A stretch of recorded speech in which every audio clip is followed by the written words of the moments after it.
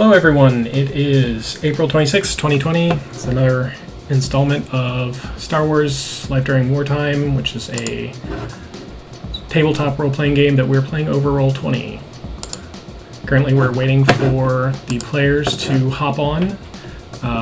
We've got another 12 or so minutes, so if you want to hop forward to about the 15-minute or so point, that would probably be good. Instead, you'll just be hearing this music and me talking a little bit and occasionally clicking some buttons.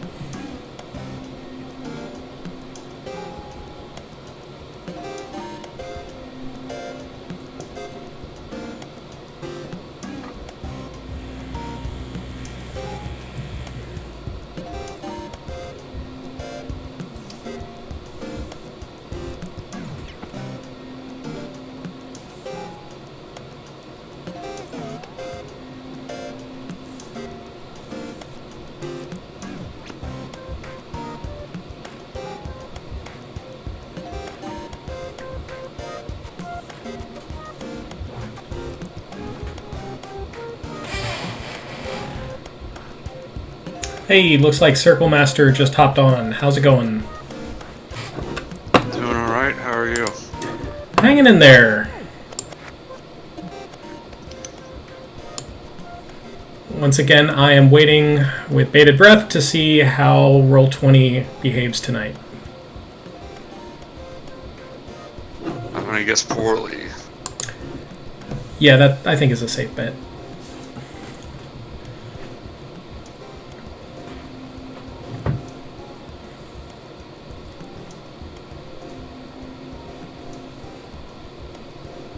Guess it's not that much of a big deal, really, since we're not fully utilizing the dice pool functionality in the system.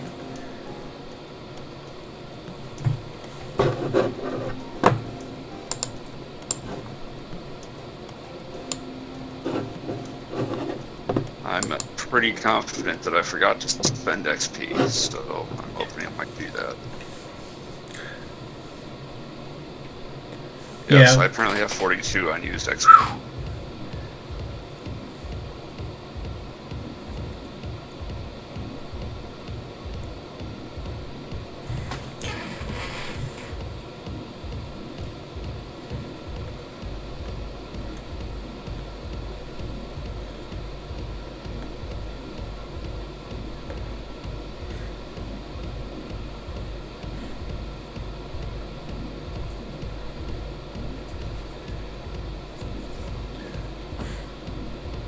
Looks like Karmic Knight just hopped on.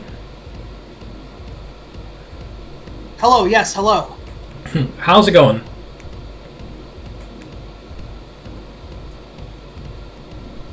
It certainly is.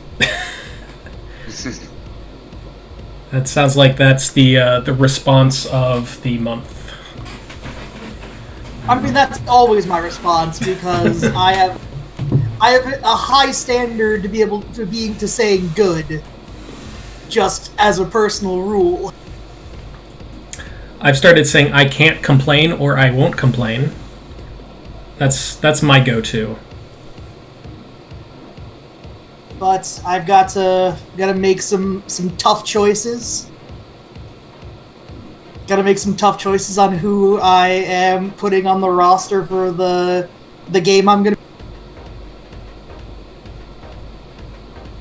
How many people you have applicant-wise? I think it's 9 now that Fuzz has dropped.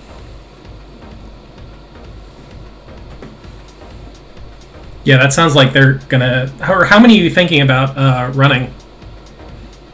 I have it down as 4 to 6. Okay.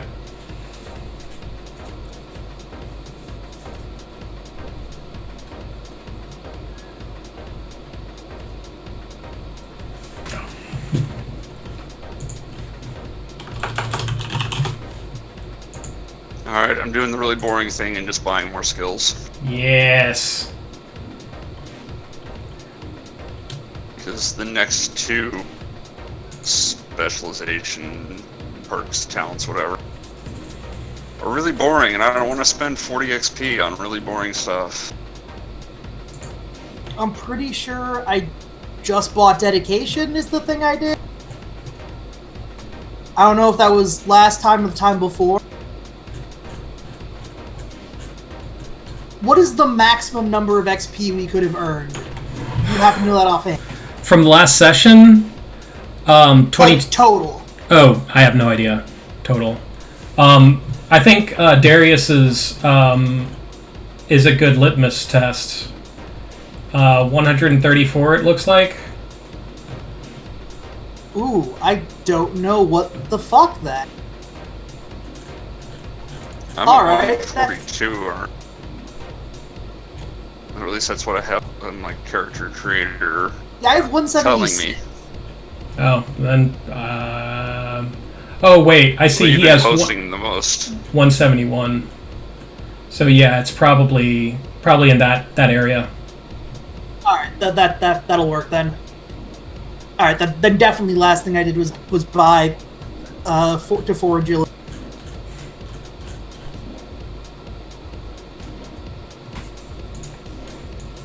Because I remember doing that at the end of a session, and I don't remember if that was last session or, like, previously.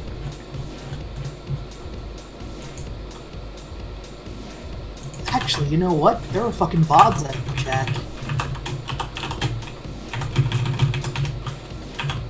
Because hopefully you didn't cut before I said it. I didn't what?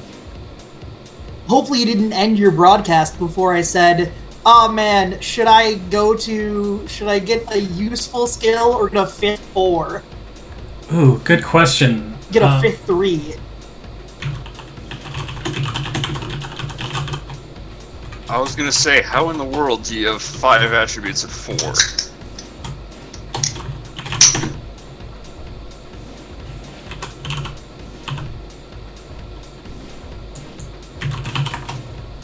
No, I was boring. I got a 3rd rank in computers, a 2nd rank in astrogation, and a rank in knowledge underworld. I have 4 agility, which is good considering I fight a lot, apparently. So that's my gag. Well, you should have 4 agility then.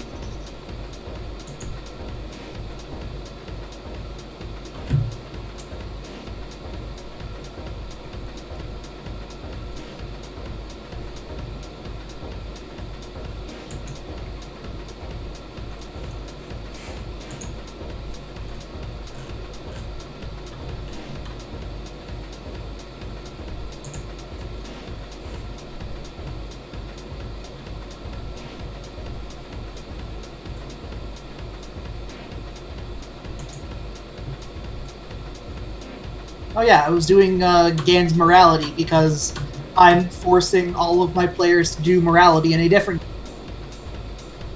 Are you doing even non-force sensitive with morality? Yes, because I have two force sensitives. One of them is a former Jedi, and the other is a Night Sister. Hmm. So, like, I ran into the problem where we had an entire session where it was just kind of like the party hashing out what the plan was, because they rescued a 3rd Jedi. They rescued another Jedi, and there is stuff on a Star Destroyer they need to steal. So they were, like, figuring out their plans for that. And rules is written with morality. That means that their morality increases by their die roll, because nobody really had, like, anything particularly conflicting, because a lot of it was, like, role-playing and explaining characters' backstories to each other. So I've decided to just do morality for everybody. That makes sense. And while I was doing that, I was thinking about morality for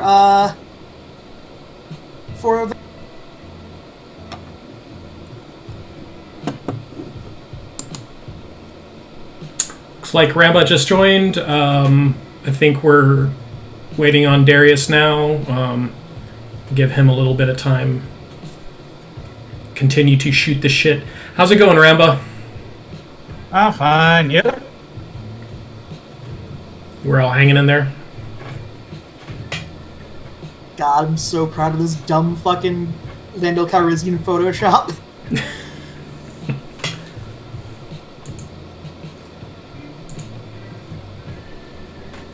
Speaking of, I've been in a long-running Pathfinder game of Curse of the Crimson Throne, and after about 50 sessions, we found out that the DM had been tracking our alignment throughout the entire course of the campaign, because 2 characters were told, you have shifted from good to neutral now. And they were like, what? Because they were like chaotic good or whatever. It's like, no, you're chaotic neutral now because you keep doing all this bad stuff. Man, I appreciate it, but I can't micromanage that alignment like that. Is he really like checking off like, oh, they did attack first and They sold those orphans to a slaver. Yeah, I get the sense that it's more broad strokes kinds of things, which is interesting because there's 6 PCs, 3 of them started out good, 2 neutral, and 1 evil. Oh man. See, I was gonna say, I'm hoping that the big twist of this story is that the evil player has shifted to neutral, possibly to... No, because I'm the evil guy. I have a lawful evil character who kind of became this joke of Pinky in the Brain. He's a wizard who wants to take over the world because he thinks he's the only one fit to do it. So when I got leadership, I took an NPC companion and named her Pinky. But You apparently do an Orson Welles impression. not a great one. Because you'll be getting good points if you do a horrible one. So if you really want to keep being evil, you're going to have to do it. Amazing. Well, when the whole alignment thing came out, I asked about my character's alignment, and he said, like, scale of 0 to 100. When I picked lawful evil, I started at, like, 10 out of 100 on the good scale, and I have slipped down to 4. So I have definitely lived into the evil side of being lawful evil. Yeah, I figured since we were basically on the space trail for so long, we just had natural evil. So, I will hop into rules mode for a moment, because I was just looking at this. For each night of natural rest, you recover 1 wound. Okay. So, Okay, so how many nights was it? you were at the station for 1 night. And then how long was the trip? It was like a couple hours. You were on your last leg, and it's almost like your ship was going a little bit faster. It's like the Okay, ship so wants we're to not get away. doing that crazy the smuggling book where it takes like weeks to get from point A to point B. Oh. No, I was thinking about it, and like the game gives GM advice, like think about like what makes Star Wars, and I was thinking about the adventure, and it was like really more along the lines of like a D&D adventure than a Star Wars plot, because with Star Wars people are going every which way. They're not like really relegated to like one position, and I kind of trapped you on a spaceship. So I would say less plot and more like kind of like a Deep Space Nine episode. Yeah. I mean, the station wasn't a problem at all. It's more along the lines of that was a fixed set piece. We got thrown into it, and the adventure just took several sessions because it basically was that tense of us trying to resolve. Yeah, we engaged with the set piece you created for us a lot more than we could have done that in a single set. Yeah, true. So yeah, if you guys enjoyed it, awesome, super glad. But I'm gonna try and, since my guess is that Darius might still be asleep, so I suggest we go on without him. But real quick, I did want to say this session I'm gonna try something different. I'm gonna try doing what I planned on doing to begin with, which is going more freestyle and letting you guys have more of a say in what's actually happening meta story wise based on your roles. So don't be surprised if I ask you, who is this guy that you're tracking? Tell me a bit about him. And if you don't know, or you don't want to come up with something on the spot, I can default to story, but I want to do more like narrative rewards for people. What do you call it? Succeeding roles. And yeah, if you guys find John Waters as one of your bounties, I'll try to do the voice. Now we John have Waters, to. who hired PCs to hunt down another John Waters, who's also hanging out with a bunch of other John Waters. Oh yeah, he runs a cloning facility. Easy explanation. Well, yeah, I mean that's how they made. That's how. Yeah, That's how he made the music video for "Creep" with Lonely Island. yeah. It reminds me of a friend who basically had Keanu Reeves, but each stage of his boss battle with Keanu Reeves was a different Keanu Reeves from each movie. So it started with Bill and Ted, escalated to like John Wick, then The Matrix. Whoa. That's pretty stellar. I really hope it crossed into the Bram Stoker's Dracula Keanu Reeves at least one. There was all the Keanu Reeves. He showed us all the Keanu Reeves he made for the boss. Was there one Keanu Reeves yelling about room service? Let me get all the icons. There used to be a module on Tabletop Simulator. It's been taken down since, but it's a version of Guess Who called Keanu Who, where every portrait is a Keanu Reeves either photo or Photoshop. Holy shit. So you have to ask, like, is your Keanu Reeves sitting down? Or is your Keanu Reeves holding a sandwich? Or, you know, things like that. And that's the game. That sounds amazing. I wish it was still up. Whoever took it down as a criminal should be treated as such. Well, I don't know how it works with Steam's Workshop, whether the creator has to be the one to take it down, or if they can get flagged or whatever. Well, let's hope not, because that sounds absolutely amazing. All right. Well, if everyone's ready, I'd like to go ahead and jump in, and Darius can join in when he gets here. Sure. All right. So, episode 8, finally down to business. Yes, it was Ted, Constantine, John Wick, and finally Neo. Oh man, sounds amazing. Needed Johnny Mnemonic. Yeah, I think I had to remind him about. Yeah, I did. Just imagine that as your like final boss fight. It's like, oh god, it's not his final. So good. Just the man is a national treasure. All right, so your ship is currently orbiting the planet of Bescane, which is one big business office park. One side to the other, just a huge block of office buildings. Thank you for reminding me about the Destiny roll. Give me just a moment. I'll clear it. Clear pool. Course update. Okay, this should be good.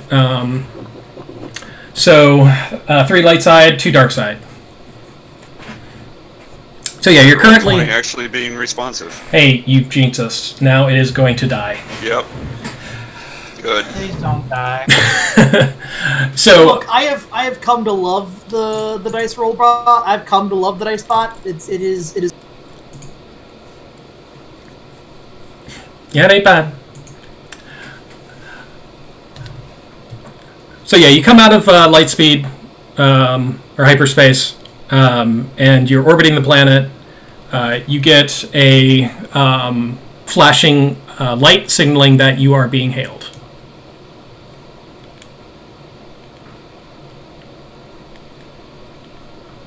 Gander understands it's the captain's job to respond to hails. I am not on the communications console, so Uhura, please turn on the hailing frequency.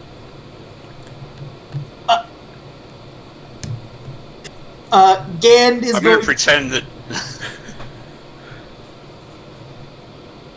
Is Marcus actually on the comms desk, or is Gand or is Marcus going to have to get up? No, I nominate that Darius be it because he's not here to say that he's not Uhura. Well, Gand was going to kind of like stare at the empty comm seat, look back at Asif, and just kind of like hit the button, lean over and hit the button. He gets the stick. It's basically the comm stick, which is just a broom handle. Starts to see like parts of the machine spark and all of that. So yeah, the button is tapped by the comm stick, and you hear a voice crackle over the intercom. Hello, this is Bescane 1. We are tracking you. You are just outside of... you're in orbit. First of all, welcome to our humble little planet. What may I ask is your business here? We're a bunch of traders here looking to make a trade here. We basically have a manifest which we'll be transmitting right now. I pointed again to hit the broom. Use the broom to hit the transmit button because it's on the other side of the ship. Gand is truly the greatest co-pilot. So What we need is one of those drinking birds that will dip down and hit the button for us. It's drinking the water! We replaced you with the drinking bird. It's drinking the water! So after a couple minutes, the manifest has been transmitted, and the voice crackles in. All right, well, that all checks out with your transponder. Why don't you come in for a landing? I will transmit the coordinates here, and you get coordinates for the spaceport. And it does match up with the spaceport that you were told to go to. Okay, good. Well then, let us get going. So it is a by-the-numbers landing. You find yourselves now docked in the spaceport in central Bescane. The area looks like it's pretty sparsely secured. There are a few guards. They all look very well equipped, very professional, but there aren't a lot of them. So, as you... well, first of all, is anyone not disembarking?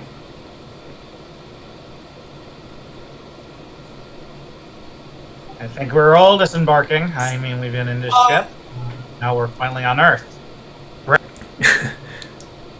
Yeah, I think Darius or Kazan decides to stay with the ship and the droids. So as you disembark, you see a small, balding human walk out.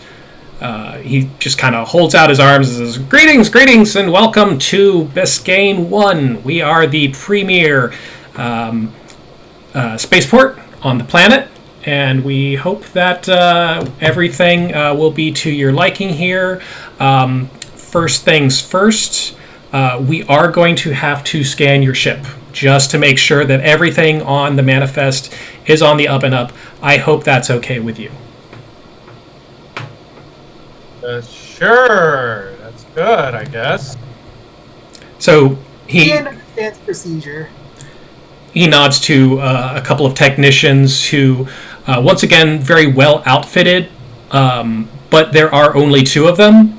So they very professionally take their equipment aboard your ship. They do not make eye contact with you as they pass.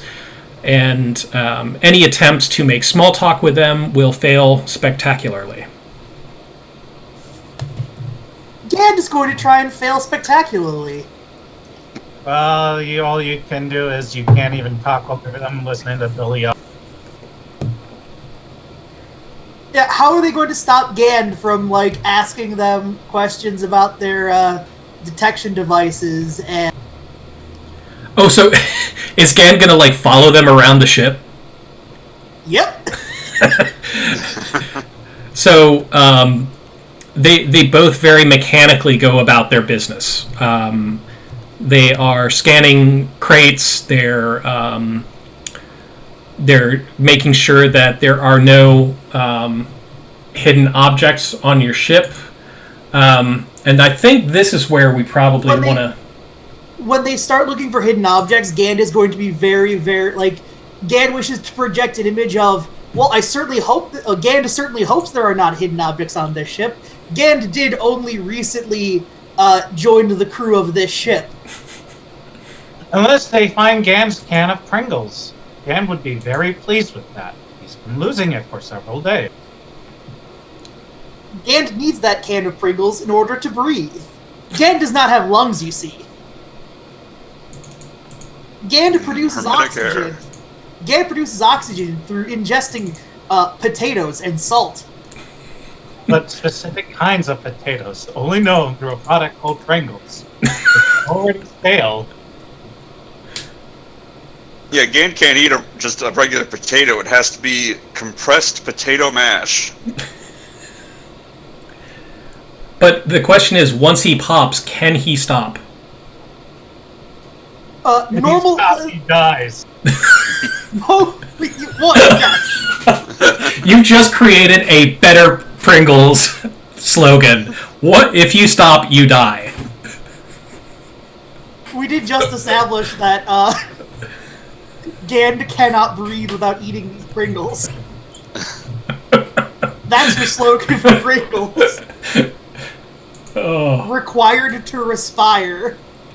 All right, so the question is, I am running a check for these technicians.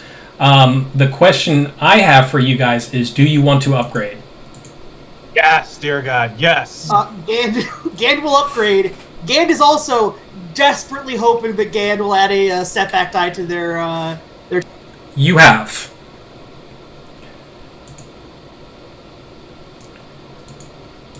Gan is learning from one of his new friends. Be a bother, and it makes things go bad. Gan unlocked pedantry. Alright, so if you want to just real quick tick off that light side point. So they go about their business, and they do appear to be a little bit distracted by Gand, despite the fact that they are very professional and they're doing their best to overlook everything he's saying. Ultimately, though, at one point, one of them does turn around to you, like they're about to hit the scanner over top the smuggler's compartment, and one of them turns around and just says, "Would you mind? I'm trying to work here." And then he goes back, and then he starts the scan just past the smuggler's compartment.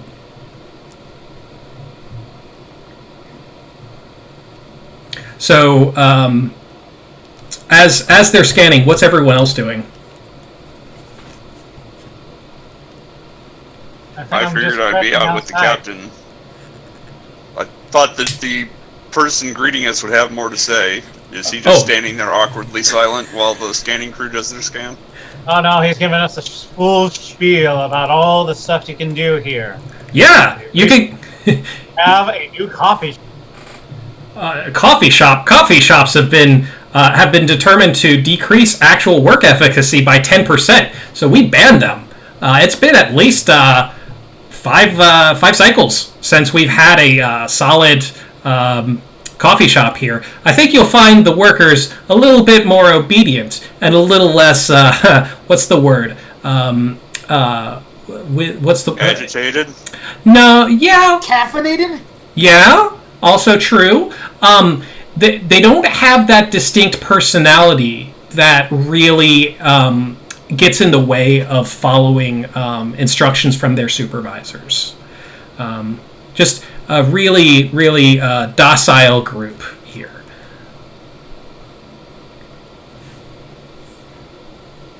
And returned essential workers, right? Oh goodness, yes, everyone's essential. It's been exactly 485 days since we've had a single person call out sick. He starts listing all the different businesses, and they all sound like incredibly, incredibly boring. Like there's one that acid washes rocks, so they look like denim jeans. There's another one that specifically sorts jelly beans. There's another one that creates a program that runs an algorithm that estimates how many different colors of jelly beans there will be in any given production and then there's cycle. one where they just move a package up a flight of stairs, and then another one that moves the package down a flight of stairs. Accurate. The Black Mesa Box Factory? Exactly. Well, everything sounds like it's going swimmingly here. I'm sure you're on the lookout for that one dastardly rogue company. What was it called? The Make-A-Wish. It called itself the Crimson Permanent Assurance. It would go from business to business preying on other insurance companies. I haven't heard of them. Someone like that would have surely been discovered and flogged publicly. That is the only type of entertainment that we have on this planet, I can assure you. Public flogging for people who don't follow corporate rules. Wait, there's no water cooler top? We don't have water coolers. Then how do you keep your water cool? Well, there's a water cooling filtration system that goes through the sprinkler ducts. It cools as the water travels through the pipe, and every 45 minutes, a little bit of water is dispensed on top of the employee's head. It's their job, their responsibility to lean up and just take a drink whenever they need it. And then there's Hawaiian Nabooian Shirt Friday. We did authorize that. That was determined to increase productivity by 15%. So by doing that and removing the coffee breaks, productivity is up at least 25%. It's amazing.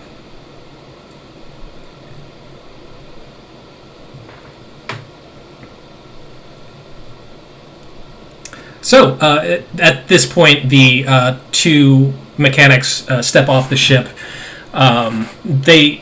They're doing their best to still look professional, but mildly agitated. I'm guessing Gank is following them out. He talks about his favorite Pringles flavor. Gant is regaling them as they were unable to find. He's trying to describe the specific blend of potato that is in Pringles, as that is the most important part. The secondary parts of the various sort of flavors and textures are just kind of positive impact factors. But it's really the necessary potato basically drowned in ammonia.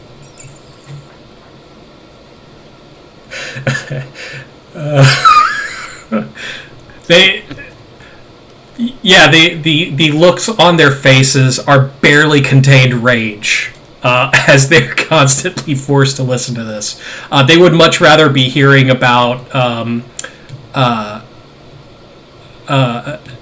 efficacy tables, trying to find out the most foolproof way of maximizing productivity and productivity and connectivity. Business jargon, business jargon, business jargon. So after a while, the spaceport official says, well, now that everything appears to be in order, we want to make sure you're not a bunch of filthy smugglers.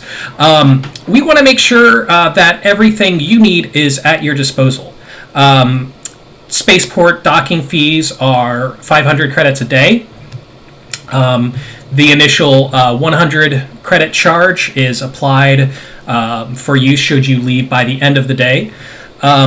Fueling, of course, is extra.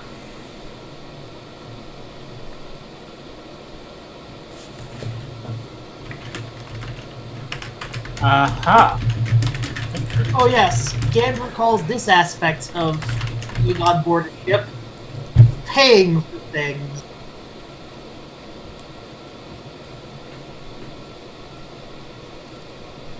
So, what... I assume you actually trade not in credits, but in company stocks? Well, if you have stocks, we prefer those, but we are not fools. We will accept credits. Just so long as... we'll accept them. No questions asked.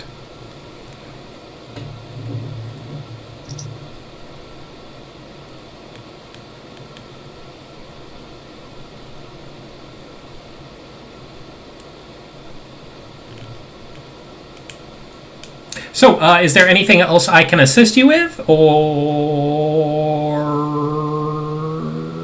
he just kind of slowly trails off? Oh, I think we're good. How about you guys?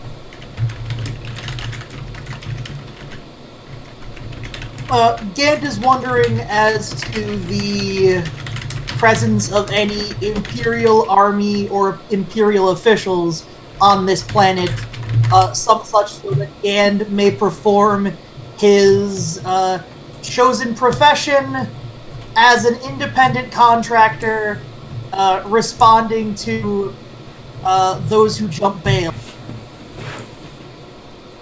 So you're asking... I think he's trying to say is there a bounty hunter guild representative? All right, so let's see. There are a couple different ways you could do that. You could do a roll for knowledge underworld, or you could do some sort of social check. Oh, Gand was, I just took a rank in knowledge Gand was underworld. responding to the question that was asked of Gand. The Spaceport man asked if we had any other questions. Gand is asking if Spaceport middle manager knows where any bounty hunters guild representative. So you're just asking? Gand just asks. Okay. He kind of goes, ah. Wait, you're not able to know all the guilds that you represent on your station? I mean, law enforcement is a business as well. That's why bounty hunters exist. Are you not familiar Oh my with god, this you don't want to get on the wrong side of that guild, that's for sure. Look, I try and stay away from these sort of things that are quasi-legal. I was thinking if you were asking about, like, you know, what do you do for fun around here? Or what place has the best white noise generator installed in it? Or Isn't that the same thing for fun? it depends on who you ask. Some people say it's a white noise generator. Other people say it's 45-minute conference calls about something that no one has any idea what it's about. Okay, what about just like a, view screen with a cat on? Cat screen time is reserved between 9 p.m. and 8 a.m. And also for people with salary grade 703 and up. Of course, that goes without saying.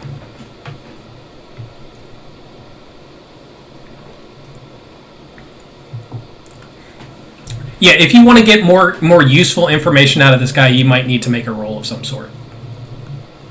Well, I can do knowledge underworld. Okay.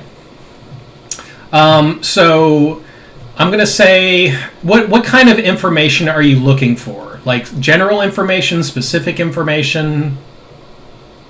I think the Gand had the right idea. Ask for the local bounty hunting guild representative. Well, we also do actually need to figure out how we're unloading the mystery box. Yeah, is there we're indebted to Tenloss Syndicate, right? Is there a Tenloss Syndicate representative in the area? We'll probably just need to contact the person we're supposed to deliver the manifest to. So. Yeah, there is a you have been given specific instructions. You're going to a pier nearby, and there's going to be a warehouse there. So that's where you're going for that. Now, if you're wondering about bounty hunting guilds, I'm going to say it's a difficulty 2 purple with 1 setback since you're on a strange planet. Well, I removed setback dice for knowledge skills, so... Super duper. Did I just ask Tell me when it's where I ready. can find the Johnson? Because odds are that's what we're going looking for. If this is like a corporate plan, it will be like, okay, what about stuff that's off the corporate book? That will also require a roll of some sort. Yes, let's see here. Is it difficulty set? Oh shit, sorry. Where are you? Pop out. Difficulty is Difficulty is set. Cool. Time to roll. Huzzah. All right. What with 2 successes? What do you think? I'd like you to narrate what your knowledge tells you.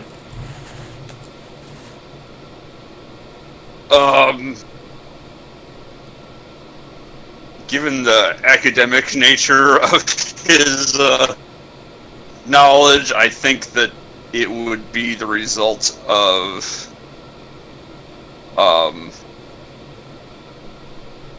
some sort of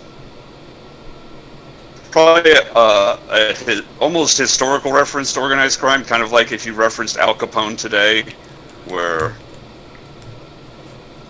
the association is commonplace. So the figure, what you're saying is the figure is well enough known that you know it. You've read it in the book. Like I've studied history. I know who this person is. That must be the organized crime cover front, whatever organization. All right. So the organized front is a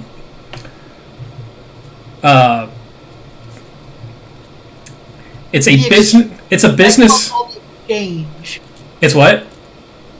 A nightclub called the Exchange. That's better than what I had. Named after ancient organized crime syndicate.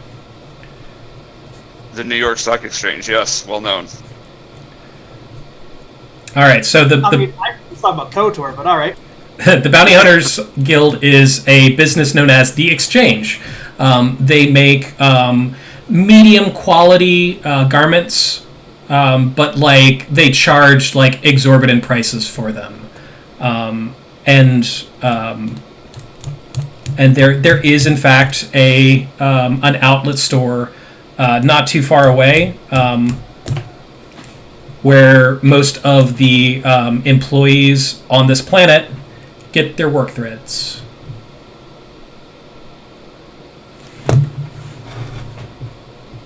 It's all white jumpsuits to ensure that everyone doesn't, shame another one for having different clothes. You're actually going to have to re-roll that because that difficulty was set for something else. If you're trying to charm him... Yeah, let me know when the difficulty is set. Charm is cool.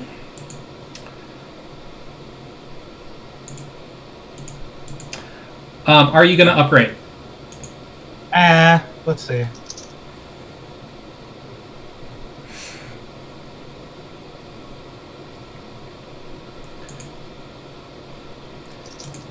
Difficulty is ready unless you're going to upgrade.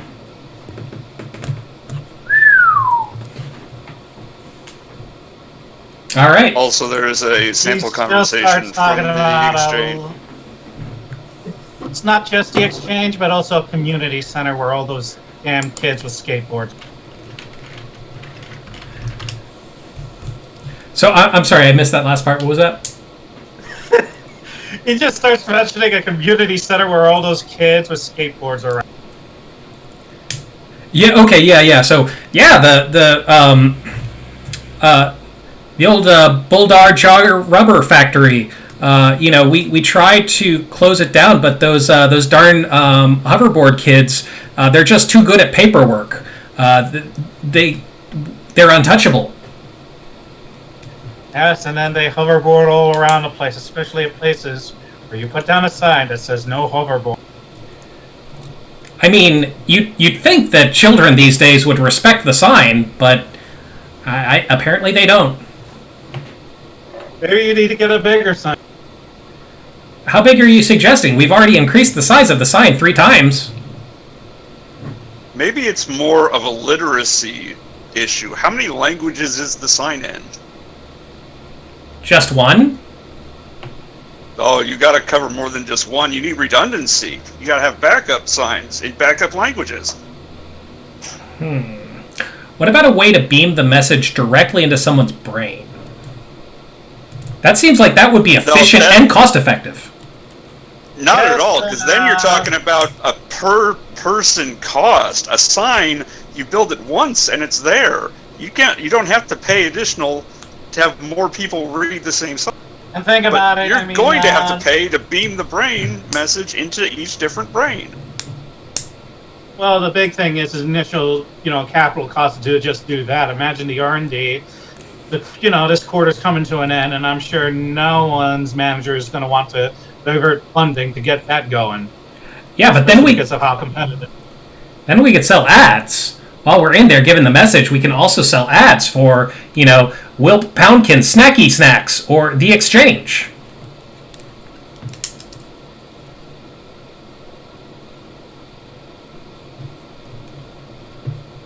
Do a lot of kids go to The Exchange?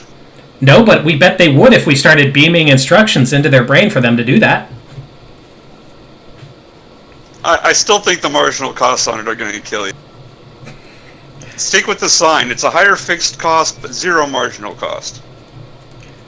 So, real quick, Rambo, what was your role in regards to? Was that a place where people hang out? I'm just thinking like a counterculture thing, because you got a bunch of corporate people. It's going to be along the lines of a bunch of people that'll be like, yeah, brag the damn corp motto. It's a bunch of teenagers, all of that, where they're drinking illegal coffee.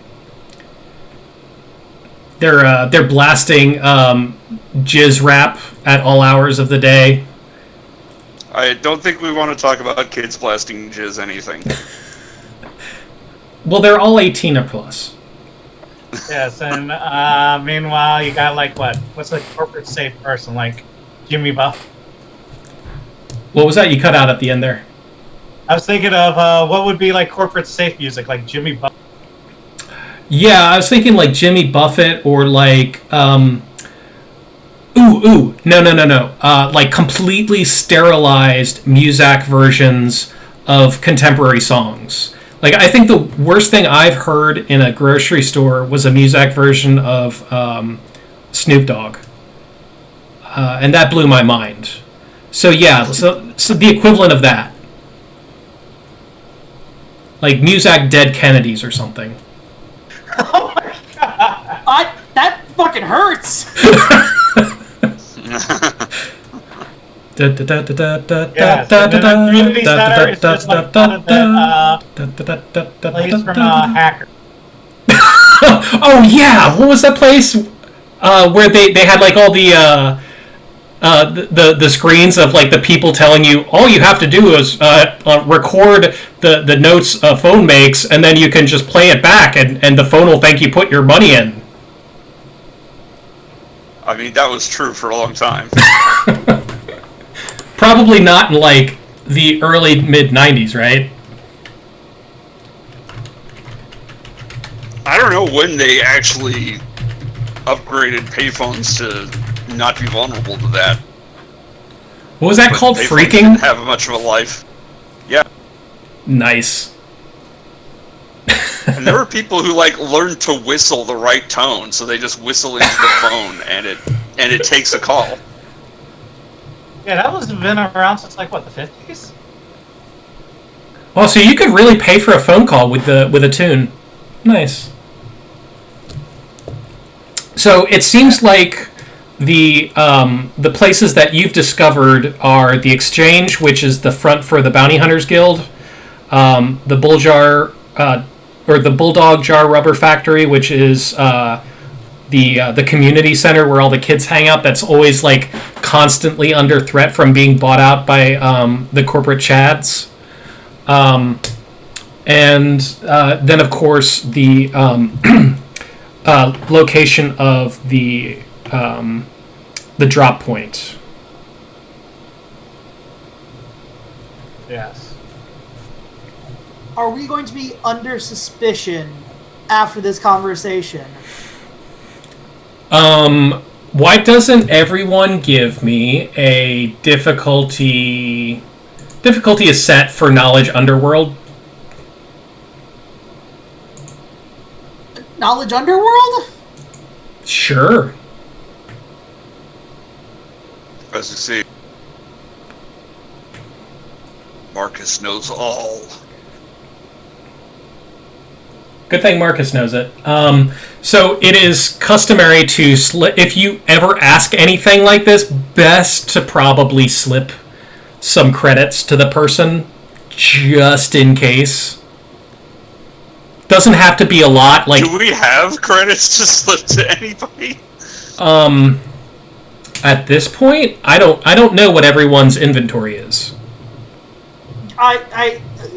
Cormac Knight has run into the problem of at some point he fucked up during character creation, and I don't know how much excess money Gan had.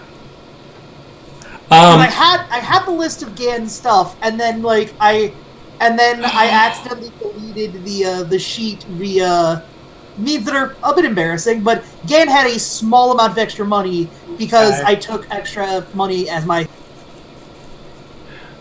I'm gonna go spend a light side to just say we ruffled through the couch before we landed, and we had 20 credits. Excellent use of a light side point. So tell me what happens as you're handing him this little small stack of credits. Sounds like you need to get some of those tasty cakes here, my friend. Forget about everything that just happened, right? Oh boy, do I. Tasty cakes just make all the stress of the day just melt away. I can taste that saccharine sweetness now. Yes. Make sure you wash it down with some cool fun. Cool Alpha complex here. You just described my perfect Friday. TGIF! Ha-ha! And he kind of pats you on the shoulder. He says, better get back to working hard so people don't think I'm hardly working. Ha-ha! And he wanders back into his office. I hope that man dies. And then you just hear a lot of crying. That's all. Yeah, there's gentle sobbing. If he was crying, that would require some level of self-awareness that I think he lacked. I really feel like I managed to encapsulate the opinions. But when when this scene started, where I just was evil. Holy fuck! I hate this place. You're great, Furious Angle. Yeah. So so what you guys don't necessarily hear him sobbing, but you do kind of see him sitting at his desk. His grin is as big as ever. But he does look like he has tears running down his face. Fucking dead-eyed stare. Yeah, absolutely dead-eyed stare. Like, okay, you remember?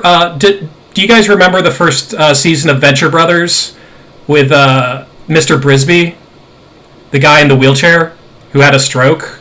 So his face was like locked in that huge grin, wide-eyed position. Oh yeah. That is exactly what you see. And it looks like he's kind of like fiddling through some papers. He spends hours on hours on his favorite MMORPG just to escape the fact of his real life. Looks like Darius just joined us. Welcome, Darius.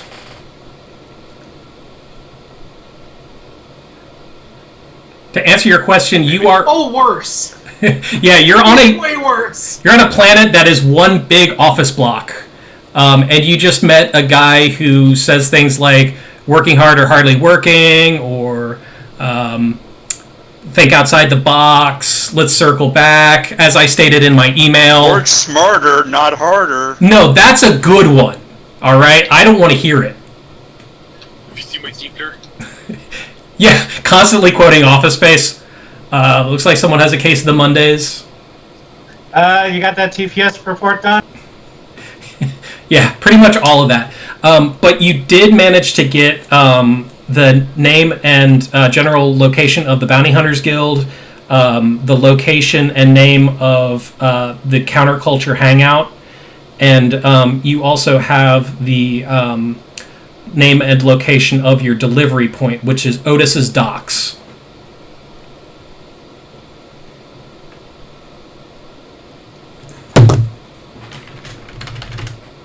Well then, let's go get this delivered and then we'll go check out the community center. This will probably be a good way to watch the taste for.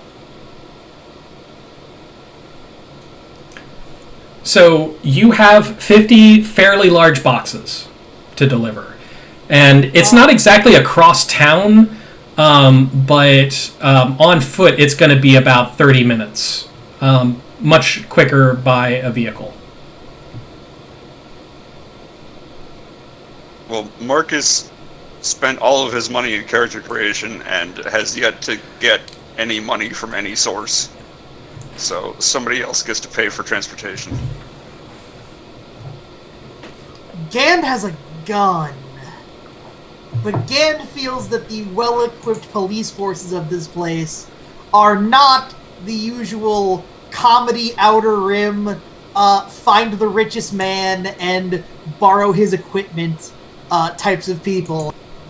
Now it's going to be Paul Blart Mall Cop. You're going to see security officers on Segway. I really don't How think so. about we just do this? We rent a flatbed to move these things. Gand believes that is the best sequence of choice. I mean, other than trying to fight against the Segway cop. The people at the warehouse might have a transport vehicle. It being a warehouse and all. Yeah, so we'll just let them know we're here and then bring the stuff over so we can go grab. Make sure none of us want to be forklift safety driver claws. Gand questioned whether we should leave the cargo unattended. Do you want to attend the cargo then? That. Gand would volunteer to attend to the cargo.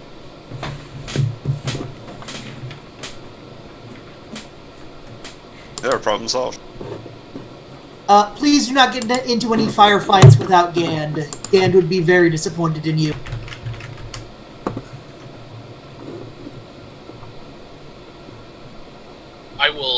I'll hand Caben the droid brain and ask him if you want to fiddle with it and see if you can get anything from it. Just don't break it. This was the droid brain from the Jedi bot? Yeah. It's in a case. It's a special case.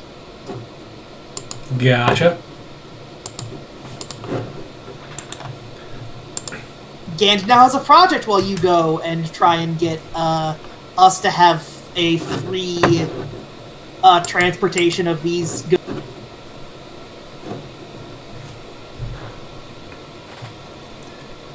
All right, so who is going to get the transportation? Oh my goodness, we're going to split the party, aren't we? It's going to be... One person goes to the transportation, one person goes to the community center, one person goes to the exchange, one person stays with the ship. Maximum efficiency. Except the opposite of that. I'd just say we can just get this quicker. Both of us just goes down there, get the thing, and then fill it up, because it's going to be a lot quicker when we have more hands to just move the cargo on top of it.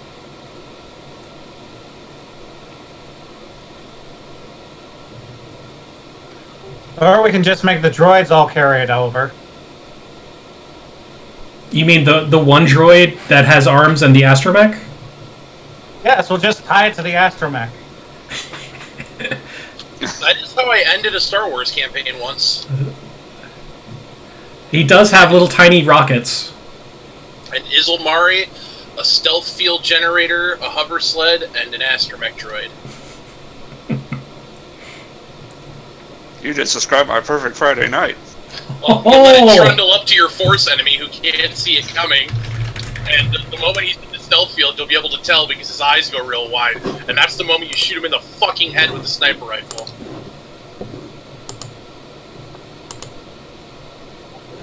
Okay, let's go.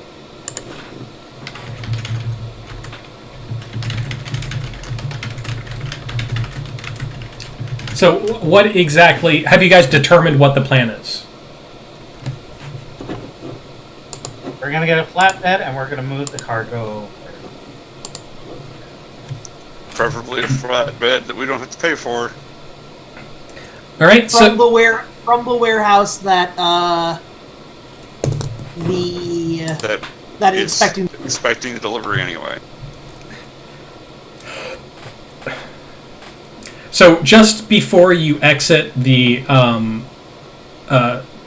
spaceport landing bay, you see there is a large holo map of the facilities in this quadrant.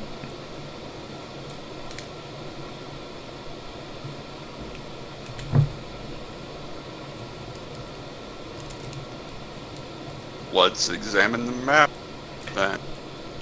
So just briefly looking at the map, you spot the 3 points that I described, as well as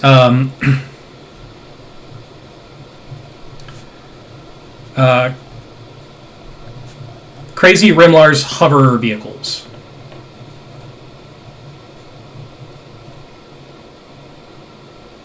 Well, Does it have a Yelp review below the name? The Yelp review is shockingly high. That's is what that the because person negative feedback is, was considered unproductive and banned? Yeah, there's only one option when rating the service, and it's 5 stars. Oh, no. Management only cares about it if there's a negative rating. So. There's your corporate warfare there. People from rival corporations giving each other fake reviews. No, giving what it each is, other fake positive reviews. What it asks, would you like to leave a 5-star review now? If you click yes, you do. If you click no, it says, okay, 5-star review will be submitted tomorrow.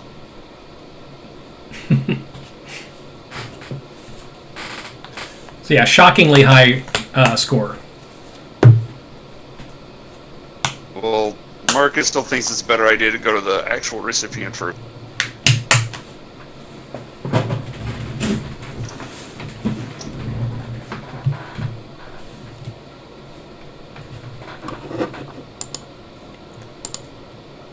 So we're going to split it up and have some people go to the recipient and have some people get the hover truck, or? I think we're just going to go get in contact with them and have them come down here, pick it up, and then we offload the cargo.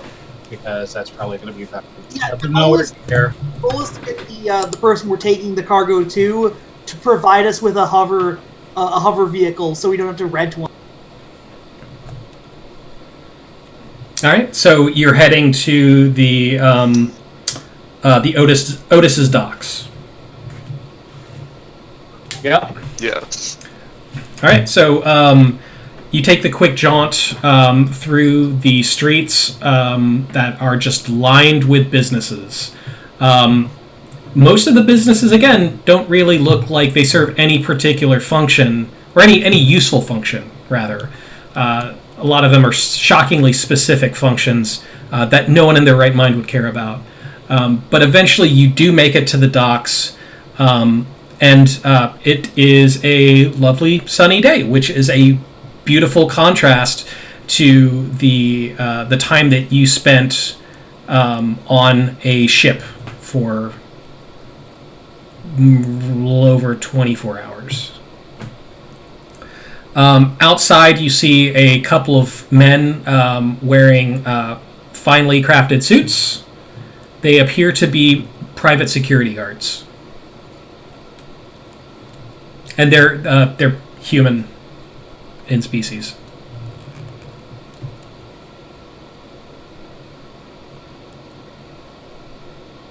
Cool. They see you approaching and appear to be looking at you intently. I guess we'll wave. Hail, fellow travelers. Yes, hello.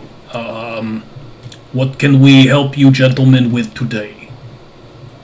We're looking to rent, and we're here to deliver cargo, but we need to get a flatbed going to our dock, and then filling it up, and then bring it over to the Otis's Red House. Yeah, so that That sounds like a good idea. Yeah, you should get a truck and bring that. I'm guessing you guys are the ones that was supposed to bring in that shipment.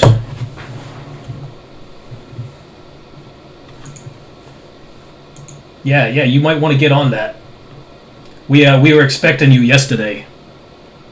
Well, let's just say we hit into some snags. There was a bit of a delay.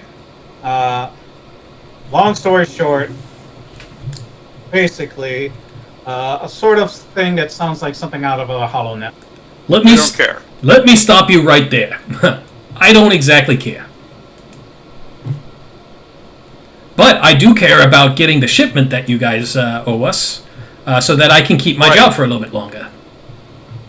So, if you kindly provide us with a vehicle to offload the cargo from our ship, because we have a ship and not a vehicle, we'd be happy to deliver it. His buddy looks really angry at what he said and just like nudges him in the ribs, giving a "the fuck were you thinking, dude?" gesture. The one who spoke kind of groans and says, "All right, look, we don't have a truck here. We're gonna need you to get it though. Tell you what, you go to Bescane's Hoverama. That is gonna get you. He owes me a favor." Original or best? What now? There's two of them on the map. The original and then the best. You want to go to the original. The original Move Bescane's is gonna get you. Just tell him.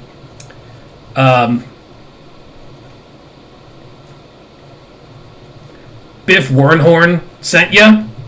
I was about to call him Big Tony in my notes. his buddy. That's when the guy that elbows him says, "Dude, he's not gonna know that name, Big Tony." Yeah, his buddy's name is Big Tony, and his buddy is a Shadrafan, let's say. I know I said they were both human, but let's retcon that. No. You start to notice he's a Chadrafan. He just passes for human. All right, I love the. I deeply enjoy a Chandra fan called Big Tony. The most ironic of ironic names. So yeah, Biff says, yeah, you just give them my name. They'll let you rent for free for up to 2 hours. After that, they're gonna wanna charge you.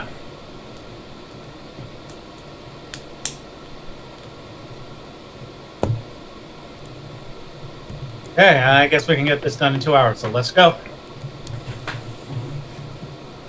So you make the quick jaunt over to the original Move Bescane's Hoverama. And almost as if it was something that you were expecting, it is a really ritzy used car lot, or used hover vehicle lot.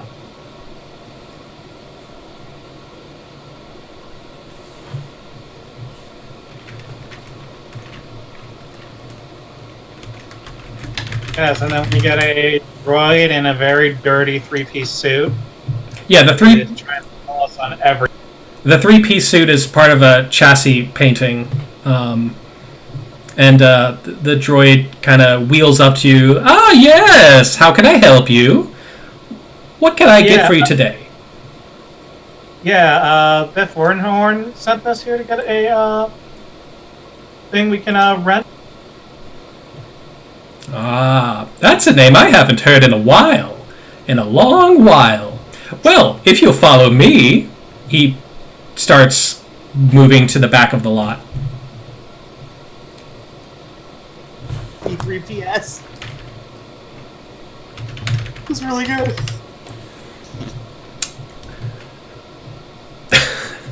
So yeah, you follow him to the back of the lot, and there is a large hover truck that looks like it is about to be sent to the scrapyard. Only the best for Biff Wernhorn. I'm going to activate sense on the guy. You're gonna what? I'm gonna activate sense on the guy. He is a droid. I'll row it. God damn it! I didn't hear that part. I'm dumb. Well, you know what? I'm gonna activate sense anyway and see if there's any humanoids in the area. Go for it. Any sentience? I already did.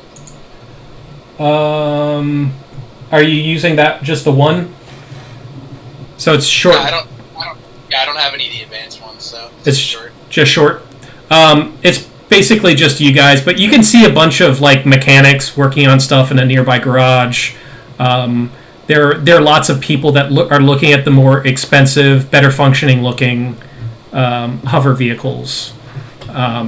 They all have... Okay, so basically there are two kinds of people that you've seen so far. There are the people that are really well dressed and have that kind of dead stare, but like huge grins on their faces. We have people who are slightly poorer dressed, and they have a dead stare, but they're not smiling. I'm going to try to go towards someone that looks like they're working on vehicles or is like a mechanic that works here. Hey, yeah, what can I do for you? Says one of the mechanics that you walk up to. Yeah, what do you think about that, what do you think about that flatbed over there? Are you pointing to the one that you're getting? Yeah, and I'm just going to use sense. Are you trying to read his mind? I'm just doing surface emotions, so I'm trying to get a sense of whether or not he's going to mislead me. Let me see what his discipline is. Because it's going to be a contested discipline roll, right? I don't know. It doesn't mention one in the original write-up, but let me open the horsepower list. Does he really care to hide his opinions? He is not going to hide his opinions. He's going to tell you straight up, yeah, I think whoever is going to drive that probably has some sort of death wish. But who knows? They might be a really skilled driver. Oh, and by the way, this is an Ugnaught talking. Tells me what I need to know. Thanks. You're welcome. And he gets back to work.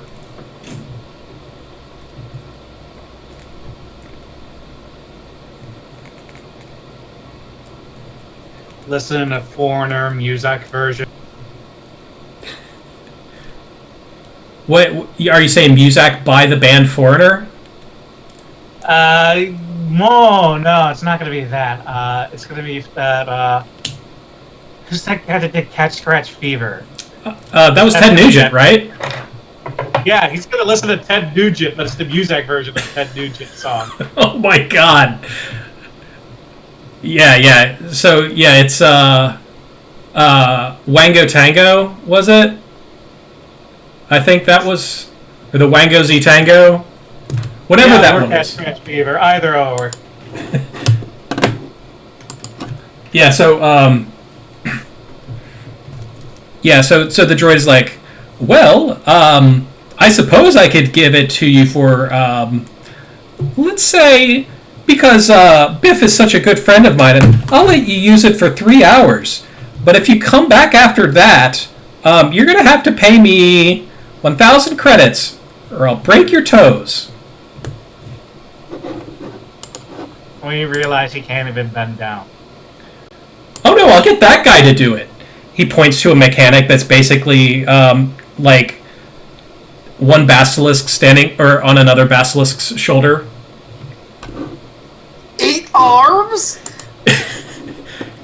You can't beat 8 arms. Well, what if we have someone with like 12 arms? I think that can be beaten. Would that be 3 basilisks? I mean, do you really want to set up a sort of escalation with basilisks on top of each? We can do this all day. Just be back in 3 hours. All right. No, don't say all right to this. The thing's gonna break down. We won't be able to get it back to him in 3 days. I mean, we can at least make an attempt to get one that works. Kazan is going to step in and say, this thing's a piece of shit. It's falling apart. You're going to scrap it anyway. You don't give a damn whether you get it back. In fact, frankly, you should pay us for taking it off your hands. And I'm going to make a coercion. All right, give me a moment. No salesman, no clerk. Dealer?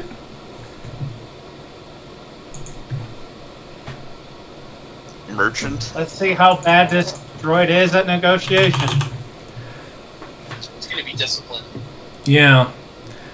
What are you looking through for this? Just all the Star Wars adversaries. Like a master list, or are you looking through a specific book? Master list. Oh God, I kind of would like wherever you got that. I'll post the link because it fucking rules. There's Lone Shark Nemesis. Lone Shark. Yes, this will do. Oh God, why did I say that? No, Why would you do that to I don't me? know why you said that. You're good. All right. The difficulty. Are you going to upgrade? Sure. I'm upgrading as well. So the difficulty is set at 2 purple and 1 red.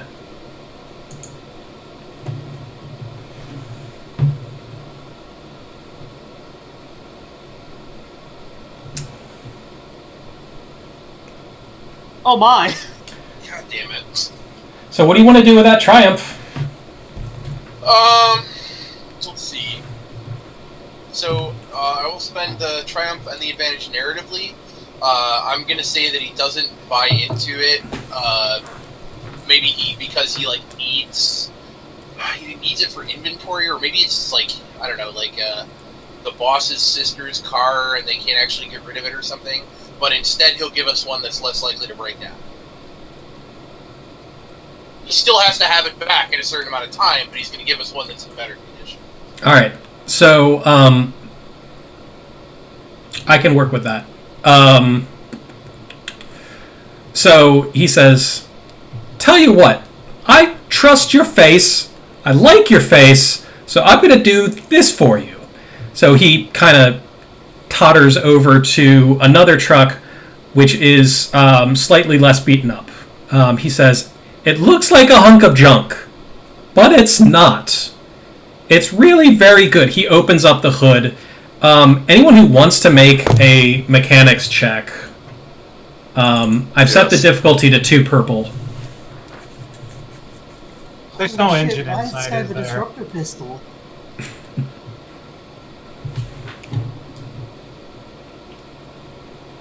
Yeah, so for anyone who succeeds, it has a new engine inside of it.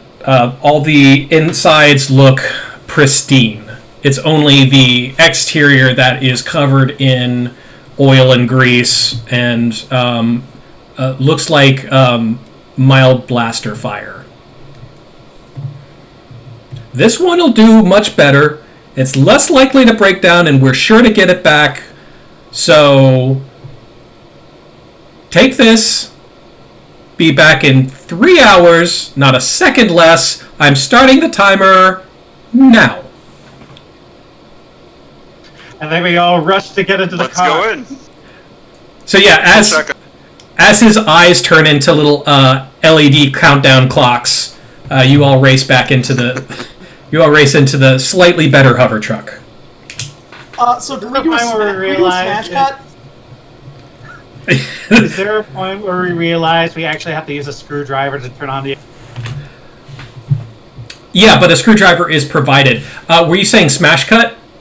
Yeah, can we do a smash cut to the Gand trying to catch 2 live birds whilst staying in the ship's docking bay berth? Oh, I'm sorry. What was he trying to do again?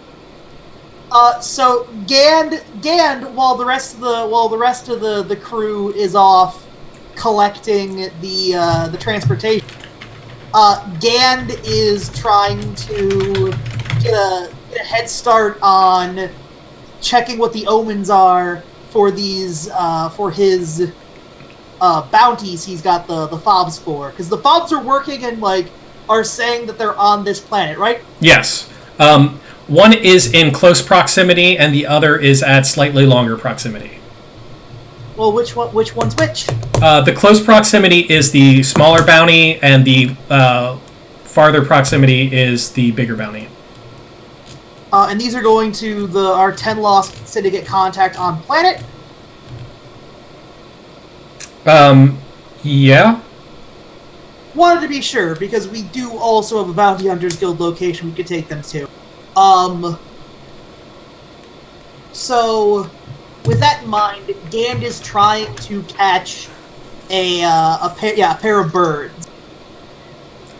We can say you catch a pair of birds. One bird from the side that's like one bird from the direction that the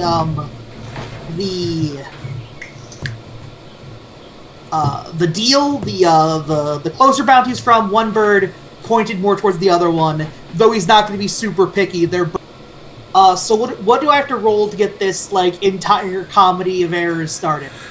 Ooh, what do you think? What's your first inclination as far as what you should roll? Gand would say vigilance, maybe? Vigilance or discipline? As a start, just as like a sort of natural thing so the Gand can allow birds to get sort of close enough. Yeah, I think whatever you think. Well, I guess tell me what you want to use, and I could suggest a way for you to narrate using it. If you want to do Gand it. Gand will use vigilance because Gand gets to remove a setback die on vigilance checks. So Gand is basically going to be Gand is going to be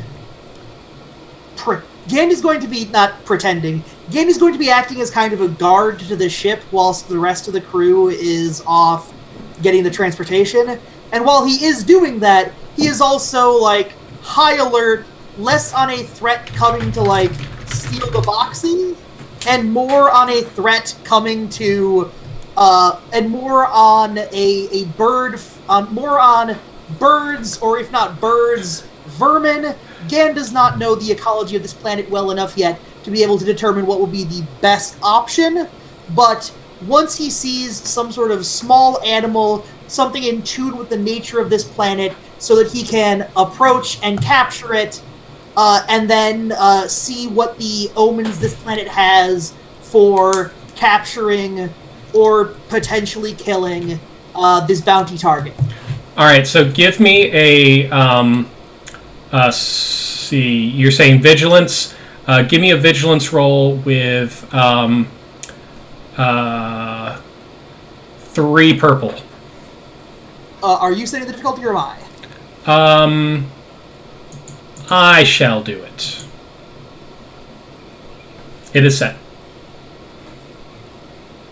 Okay, so you're standing there, I'm guessing perfectly still, acting like a tree. Maybe... It is less that Gand is trying to get them to come to Gand, so much as Gand is trying to locate where they are congregating. As the next step of Gand's plan, and the next comical role that Gand has some negatives, has some ideas for that threat, is I have been picturing the place we've been landed in as having sort of like the sort of high walls, kind of like a large bowl structure. A large bowl structure for the spaceport? Yes, for each of for the spaceport berth we're in. Okay. Is this acceptable? Sure, yeah. Alright. So, Gand, so I would like to pitch that Gand has spotted a bird along the lines Gand wants, that has a nest up in the very top reaches of it that Gand will have to scale the walls to reach to capture. Alright, so you do spot a nest. There appears to be... it's one of those weird cohabitating birds. So it's a nest with one blue-collared whiffin and one white collar whiffin.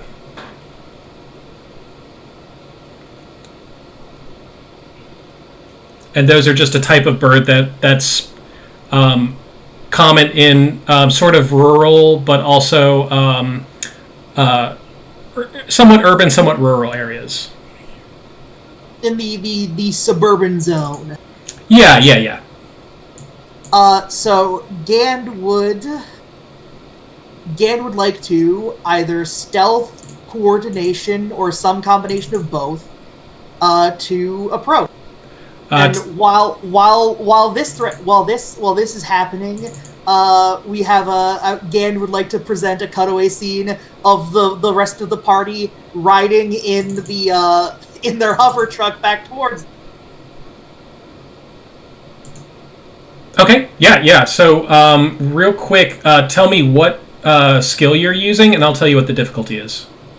Coordination or stealth, as Gand wants to be stealthy, but, Gand is going to be using a coordination, style to Gand's, climbing, rather than a direct sort of just climbing up. Gand is going to be sort of balancing and moving. So what did you propose for the threat? The idea behind the threat was that the birds are very high up, and Gand will have to, Gand is going to have to scale a wall, a relatively difficult task to get. Okay. And either this influences itself in setback die on the check, or just making the check harder. Yeah, so what I'm doing then is I'm going to say that it's particularly high up. You can use your coordination to climb up slowly and quietly. You can't really stealth your way up a tree, but you can avoid pulling on any branches that are going to make the tree shake, and that'll help. So I've set the difficulty at 2 purple, 2 setback. Alright, then I'm going to roll. Alright. So as you were climbing up the tree, we're smash cutting back to everyone else. Were you all, or for the driver of the truck, were you just coming back to the hangar?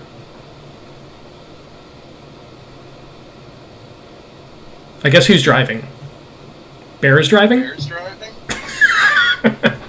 Oh no! How can this be? I don't know. If no one else is taking it, I'm agility 3, so... I love the idea of Kazin driving, arriving, looking at the screwdriver, shrugging, and then just, taking out some chalk and painting a symbol on the... That is absolutely what he would do. Yep. So, he's driving. So yeah, you make your way back, and the thing is, it doesn't handle well, but it's a very smooth ride. You just can't corner very well. It handles like a dump truck, but with really good shocks. So yeah, you pull back into the loading bay of the spaceport, and you see Gand slowly, deliberately climbing up a tree.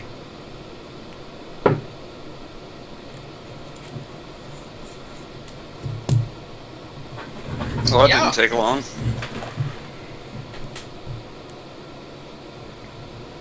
I guess I'll sort of back the loading part, the hover truck up against the ramp. Yep, so everything is in place. So Caban does get his bird. The idea was... just one bird? I have caught one bird? You there was an implication that there might have been 2 birds there? There are 2 birds there. You can snatch one of them. Oh boy. Oh boy. Oh boy.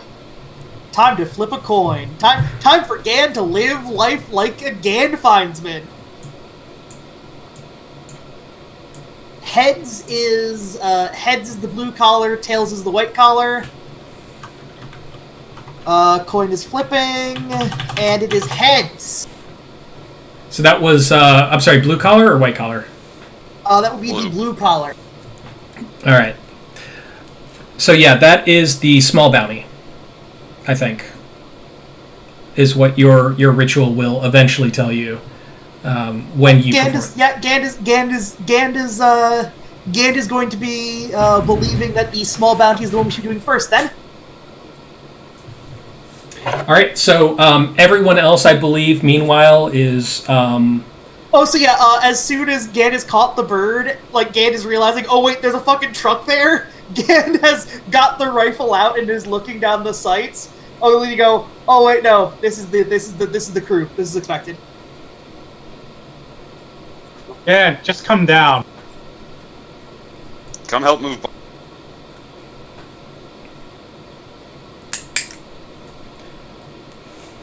Deeply enjoy the image of Gand climbing down a tree whilst holding a bird. The bird looks very confused. Most things are when their greater nature is being tested by a fine. So, if everyone works together, it does not take long to load the boxes into the hover truck. The truck is large enough to accommodate all 50 boxes. And this Only is... have 51. You do have 51. Are you going to load all 51? Is that How not what we're obvious- supposed to do? No. The mission was to deliver 50 boxes. Through some weird coincidence, you got 51. Oh, then we'll just load 50 boxes then. Should we be giving them the the box that we're supposed to have? Like, I had a. There was no nudge, wink, wink. There's one special box that's not on the manifest. It was, here's your manifest. Deliver this to this point. Do not get caught with it. Do not let the contents be disturbed. If the contents are opened, I think it's the contract is null and void. See that Right, so that we give them 50 implies boxes. that implies that the wink wink nudge nudge box existed. Oh, Gand is going to hyperventilate. No, I said there was no implication that there was a nudge, wink, wink. It was, deliver these 50 boxes. Don't open any of them. Yes, the Syndicate gave us 51 boxes, apparently by mistake. And let me point out, too, that the same guys that did not fill your tank properly. Yeah, so load 50 of them. Yeah, but is the box we're not giving them the box we've been hiding? Yes. Yes. We're gonna open that when we get done with all of it. Alright, cool. So that's the plan. That's the game. We're giving them the 50 boxes that are on the manifest that matched up to everything else, and we're not opening any of them.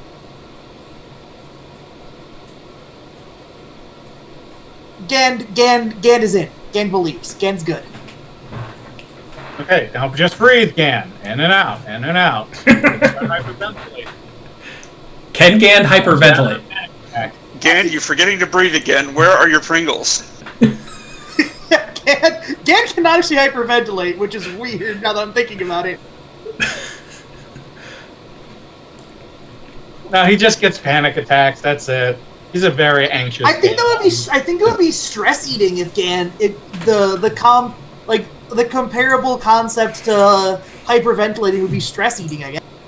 No, it's like when you breathe into a bag to calm down or whatever. Instead, Gand breathes into a can of Pringles and inhales the Pringles to calm down. Gand still does not have lungs.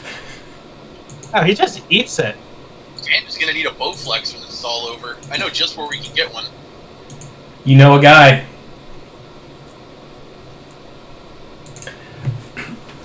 So yeah, once the 50 boxes are loaded, it will not take long to get back to the docks by vehicle. Then let's do so. We're on a time limit after all. All right. So once the truck is loaded, you take it back onto the streets. It's just a short drive. We're talking maybe 15 minutes. Actually, less than that. It was 30 to walk there. It's like 5 minutes. You reach the docks. The two guys, Biff and Big Tony, are standing there, looking tough and intimidating as usual. And when Biff sees the hover truck, he says, "Wow, yeah. So you got yourself quite a sweetheart deal. I was thinking they'd give you something a little bit more clunky." They tried. Well, good for you for talking them up. So, $50, huh? All right. Vizier Corden's going to be really happy with this. It took a little bit longer, but I'm looking at it. I'm not seeing any seals broken. You, of course, don't mind if we inspect it as well. Once we get into the Yeah, warehouse, can we unload it it's all on first your because we hands, have to right? return this truck? Oh, yeah. So, the two of them more or less usher you back into a warehouse on the docks. And once you're in the warehouse, it feels like you're on a different planet. The very professional, sterilized atmosphere is gone, and it's just like you're in, a dive bar or a loan shark's place. It's just so scummy. And Dan feels slightly more at home. a big Gungan wearing a tracksuit comes out, or the Star Wars equivalent of a tracksuit, and he says, "Ah, well, I see you've got it all here. Good job, guys. Good jobs." Is this Gungan wearing a newsboy hat? He can be.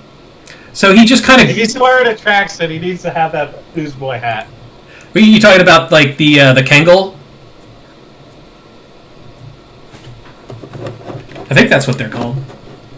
The hip ones, right? Or are you talking about like an Basically actual? the one you see in like the Slavics, spotted tracksuit. Or is it Kangol?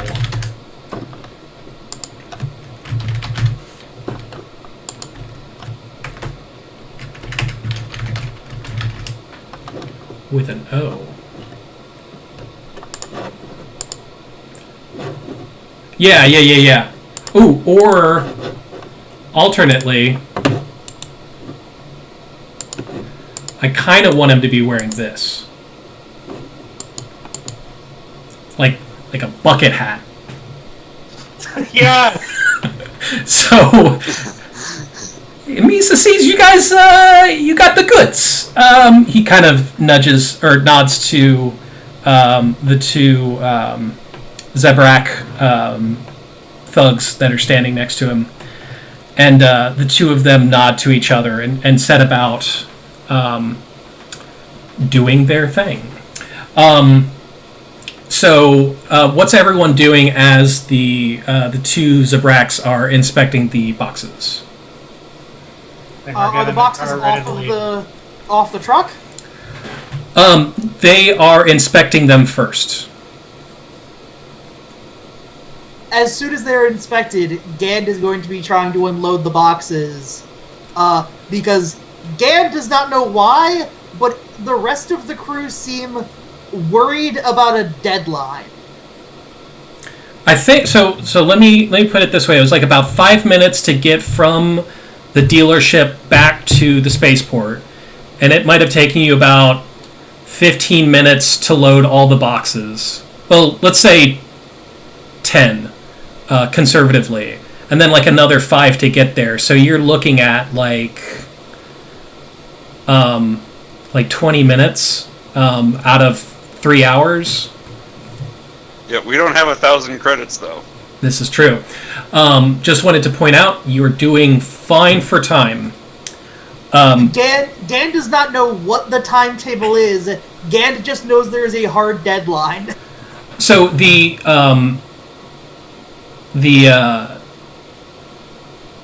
Gungan sees everyone's reaction. The two enforcers are going about this very methodically. They're not exactly being quick about it.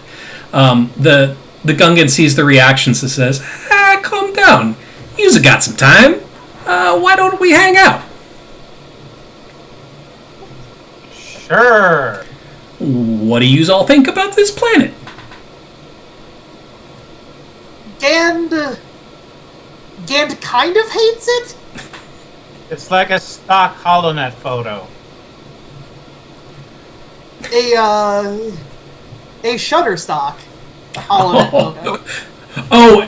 Oh, okay. Yeah, no, I'm sorry. The I've got an idea for the poster child of this planet. But you'll see him when you get there. Is it the stock photo of the old man with the tear and the fake smile? It is 100% the old man. Yeah, this planet's poster child. Historian. I'm subscribed to that channel.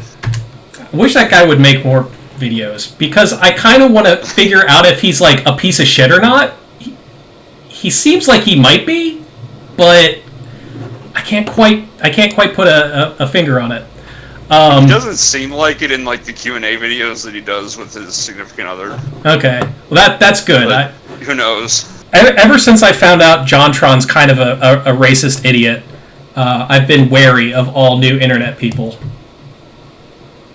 I mean, not everyone can be like Keanu Reeves. I missed the name of who this is. Wait, Internet historian. Oh, yeah. It's not that.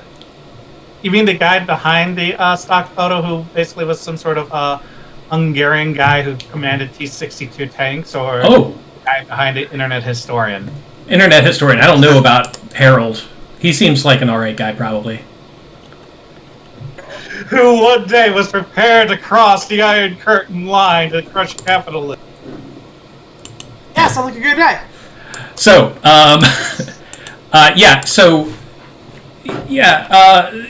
good thing about this place being so uptight, it gives us a very unique opportunity to help relieve some much needed pressure.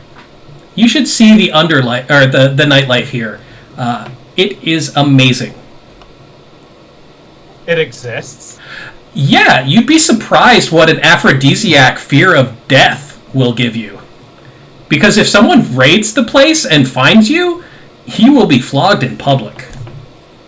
It's crazy! Well, the manager just told us how much he loves that stuff. Gand would like to revise Gand's opinion. Gand really hates this place. So after a little bit of small talk with the Gungan wearing a tracksuit, the two Zabrak enforcers hop off the truck and say, "It's good." They say it in unison like a pair of creepy twins. Oh, Gand could have been bothering these guys too. Gand had just now realized. I think that would go significantly less well for Gand than it did the first. So the Gungan says, "All right, well, you go ahead and unload that. If you wouldn't mind putting the boxes over there." He points to a large set of pallets that are conspicuously empty. Guess we'll get that going. Is there like a comedy trap door under the pallets that is going to get us when we unload the boxes there? Yeah, but only after the metal bars spring up and put you in a cage. No. As far as you can tell, there is no trapdoor. Now I want to check the ceiling for the cage. I'll occasionally sort of say like, so what was in them anyway? Oh, you know, zip disks. the two Zabrak catch their boss laughing, and they laugh very humorlessly. Ha ha ha ha ha ha ha ha. Oh no, they do the Titus from Final Fantasy X laugh. Ha ha ha ha. And the Zabraks do the unit laugh with that too.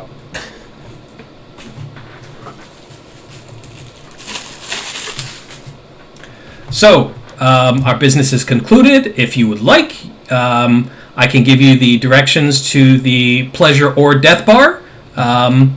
Your choice. I understand you have other things that you need to do here, so I won't be disappointed if you don't show up.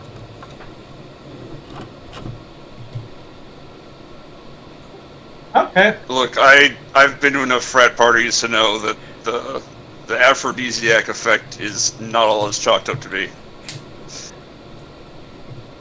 He gives a kind of a shrug, says, "They'll still pay money. What are you gonna do?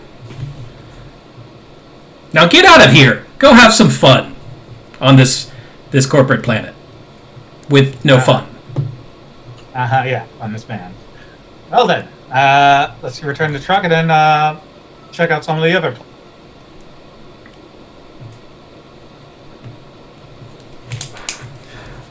All right, so you can check off the delivery of your goods. You still have the one, what do you call it? The one bounty for, I think it was the 10,000 credits, and then another bounty to finish paying off your obligation. And while I want you guys to discuss your next move. I need to get something to drink. I will be back in, do we want to do like a break now, actually, or? Yeah, we can do a 5-minute break. All right, 5-minute break. I will be back in 5.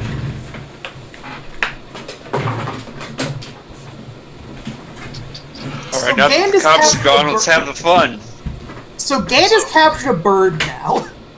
Well, we've got a bird, but don't we still have 3 other bounties in addition to the bird? No, so No. we have the bird, which tells Gand that Gand should be finding the $10,000 bounty. That's what the bird is. And now Gand just has a pet bird. Gand is going to attempt to domesticate. It's gonna be but so we have the 10,000. You already adopted a droid. You don't need to adopt a bird.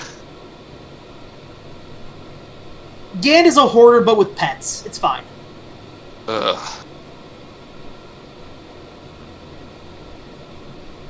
Look, Gand currently has the bird tied to the inside of his coat. It's not a good solution, but it's a solution. But what are our goals on the planet as a group? Because obviously we have bounty hunting to do, but if we've got other stuff that we'd like to accomplish, we can probably pace the bounty hunting to allow us like downtime to plan and get gear.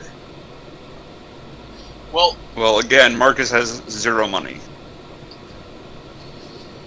yeah, until we get paid, you know, like, we can't really do a lot. I have, I think, the most money in the group. Which is sad, because I have 215 credits. God, it's 215 more than I got. Gand has lots of gear, but no liquid assets. Right, so there's not much of a reason for most of the things you can normally do on a planet, so... here's a good question. Our goal was to, like, go do this, like, fucking colony thing at some point. Like, did we ever have, like a justification for that? Or were we just kind of, like, gonna have to take a right turn at some point? At some point, someone is going to... Like, at some point, one of us is going to have to pitch it as an idea. Because none of the characters have that in mind at the moment, aside from the comedy foreshadowing from Space Station 9. Well, listen here. If the rest of the galaxy is like this planet, let's just leave the galaxy and settle all. I mean, Gand is 100% with you. Let's make our own galaxy hookers and blackjack. Yeah, screw this. In fact, forget the blackjack and the galaxy. Oh wait, I have no money for hookers, never mind. Gand is from... Well, listen, Gand if we is do from the a bounty, we'll get 10,000 credits. That can go towards... I mean, do you really want Marcus to spend 10,000 credits on prostitutes? Because that can be pitched. Gand would not be pleased, but Gand would be accepting? Dan, you're not cutting them up to do some augury reading, okay? He's not even cutting up the bird that he caught. He's keeping it as... Marcus is going to hire 10,000 credits worth of prostitutes, and Gan's going to want to keep them and raise them as his own. Oh God, we're going to be... That's called human trafficking. Because we kidnap prostitutes. It's only human trafficking if we drop them off somewhere else. If Gan just keeps them, it's kidnapping. A reminder that unless we are we have never actually straight on determined what our take is on the giant elephant in the room known as droid rights. Gand has been treating droids like they were animals or pets. They can think for themselves, but they lack something that allows them to be treated like pets rather than real things. Hence why, this droid wants revenge. Gand will help this droid find revenge. They lack something, alright, an advocate in the writing room whenever Star Wars products are made. Yeah. Though seriously, that Also mirror neurons. Look, it's either they are an underclass, therefore we need to fix that, or they are not an underclass for some reason, and Gand is just weirdly attached to things that are not beings. I think you're just weirdly attached, because the parallel that's coming to my mind, and I hate to reference Rick and Morty, but the Meeseeks. We are not born into this world grasping for meaning. We are created with a singular purpose, a purpose of which we will go to any length to fulfill. That's a droid. Droids were built for a purpose, and their existence is fulfilling that purpose. I have run a meta-narrative Star Wars game where the entire point of it was to just have cool action scenes and create new set pieces. That party had a Mandalorian who had like the Kyozu hat, who was just like every possible comedy violence.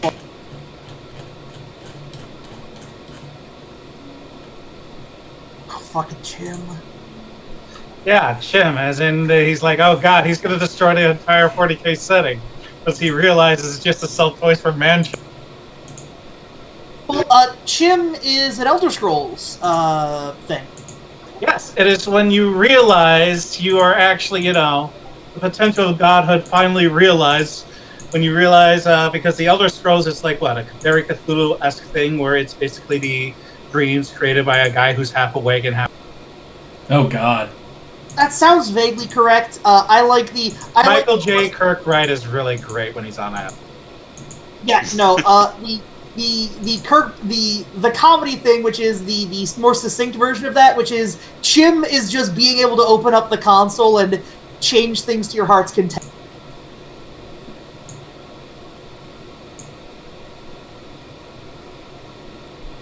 But yeah, so are we just going to go looking for the bounty now? Or are we going to try and get some intermediary monetary fund stuff? I mean, isn't the bounty how we get the funds? Well, the bounty is 10K. I thought didn't we just discuss this, that we're going to get the 10K bounty and Marcus is going to spend it on prostitutes that Gand will then adopt? Well, that's what we're going to do. We know what we're doing. I thought that was the plan.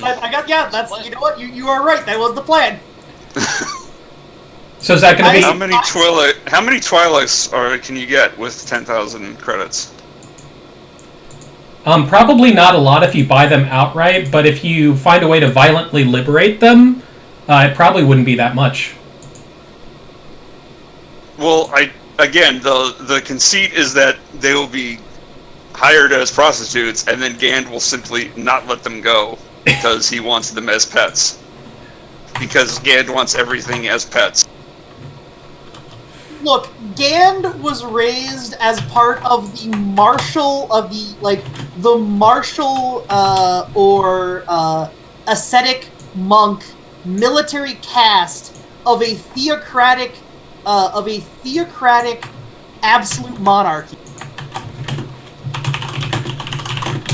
like, the entire reason why Dan very much hates the Empire is because the Empire and the planet Gand is basically the Star Wars, or not the, is the Spider-Man meme of the two Spider-Mans pointing at each other.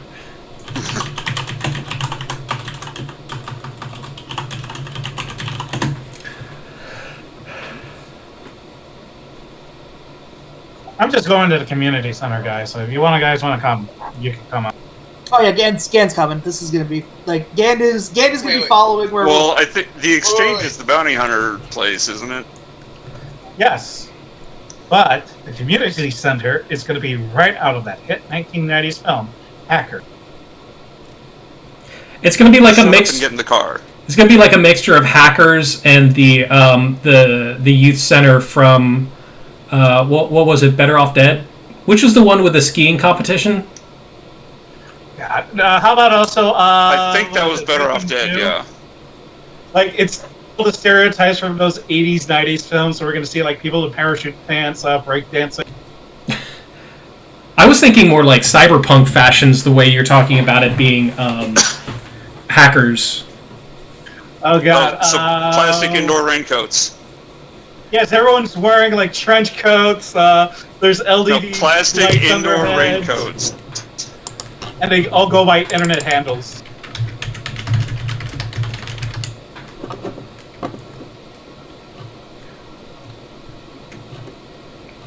So was that the next stop that you're going to make? Is the exchange, or I'm sorry, were you going to the? No, the community center, I guess. Apparently. Yeah, we're going to the community center. So the exchange we should only go to if we want to get like more official bounties, rather than trying to collect like. Because I'm pretty sure we're not going to be turning the bounties into the Bounty Hunters Guild if we were given fobs by the Tenloss Syndicate. We're gonna that. I am correct in that. Yes. Yeah, if you're turning them into Tenloss, for those purposes, you would have to do it direct through them. We'd have to go meet up with the man I referred to as Slim Jim. Slim Jim, yeah. Slim Jim Porkins. Oh god! He took the last There's a name little of a war Porkins in hero. all of us. He took the Porkins last was name never of a little. war hero. What a valor stealing fool. Operation, what was it? Operation Stolen Thunder. But no, yeah. So that is his name. That reminds me of another campaign where we just joked that Porkins was part of a big Catholic family, so there was always a Porkins kid, and they were always comic relief characters. There's always a bigger Porkins. I cast summon bigger Porkins. How can he be so fast? All right, so wait, were you returning the truck, or were you taking the truck with you to the community center? I think we're gonna best use the truck. No, we're returning the truck.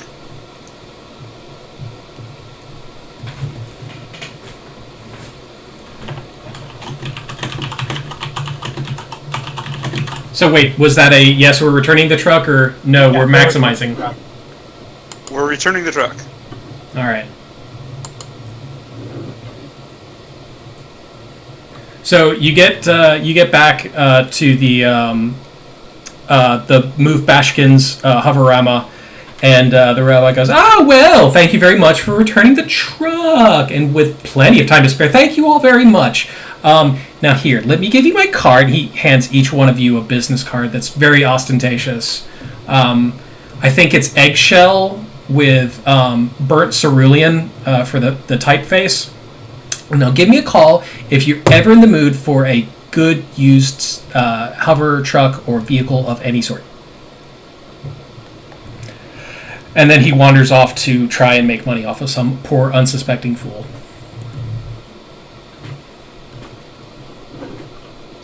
Make sure you get the undercoating.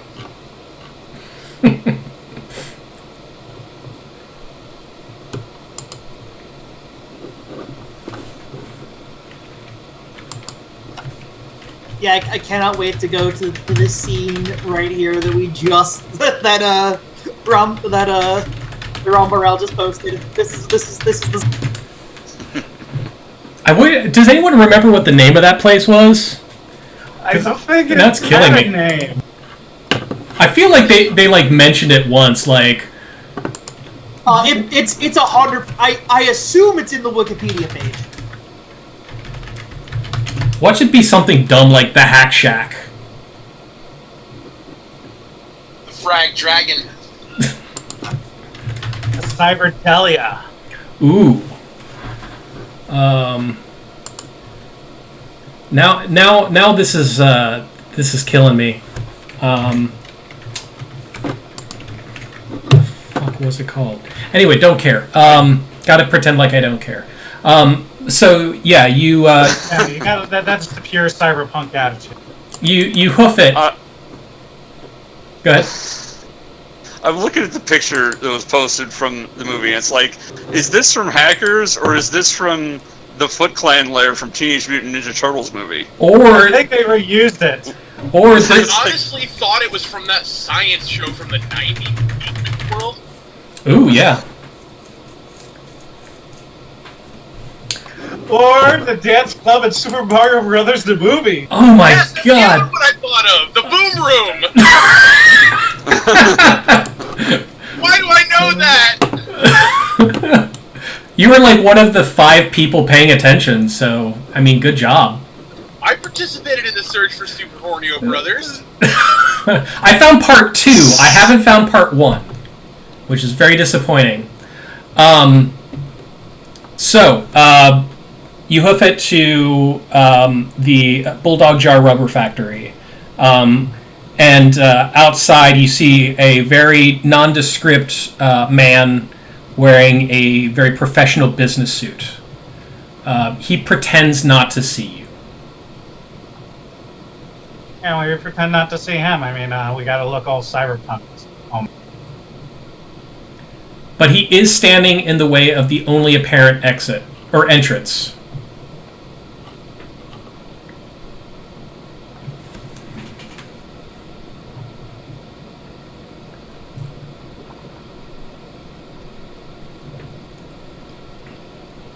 Guys, we have reached an impasse here. We've reached a bouncer. How can we get around this? I don't have the fake ID I used in college, I'm sorry. I doubt he would take it anyway. So what is the... What, this thread? So what is the... I'm sorry, I fell down the rabbit hole of trying to find out the fucking, the zones. I'm very sorry I missed what the bouncer wants from us. You haven't even talked to him. Yes, well then, I'm gonna talk to the bouncer, see what's up. Because I'm pretty sure Gan is just gonna, like, try to brute force Gan's way through. So yeah, as you approach him, he then turns his attention to you and says, excuse me, what can I do for you? Gan hates this planet and everyone on it. Gan would like to see if there are like-minded people inside. We're just looking to get away from all this corporate-sponsored stuff right now. His demeanor almost instantly changes and goes, oh, man, alright, you guys are cool, come on in. He opens the door and lets you in. That was easy.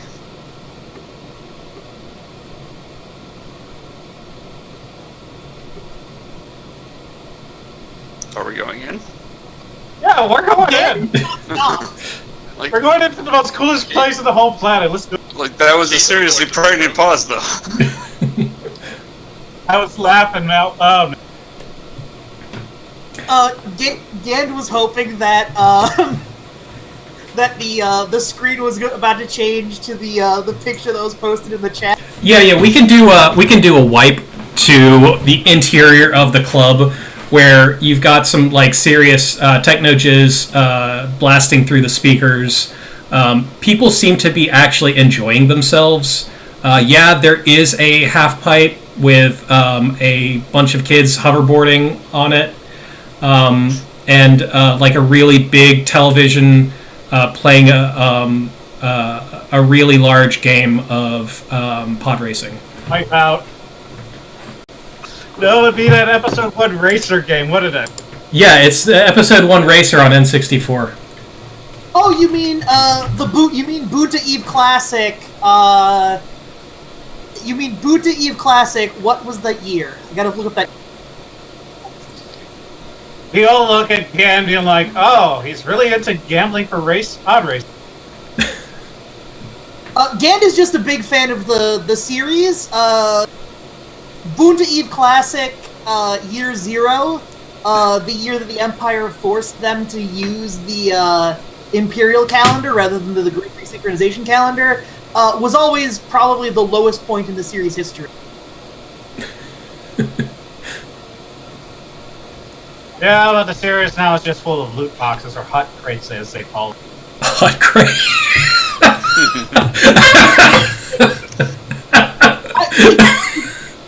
Gand believes that if the player can get past the wall of hut crates, the gameplay of the more modern ones is very solid.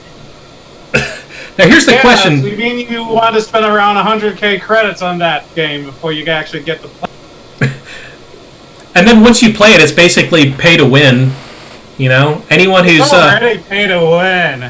I mean, the big thing is that it's like, you know, they're dangling all that stuff in front, and then they always change it up every year, and it's the same thing. It hasn't changed for like 6 years so far.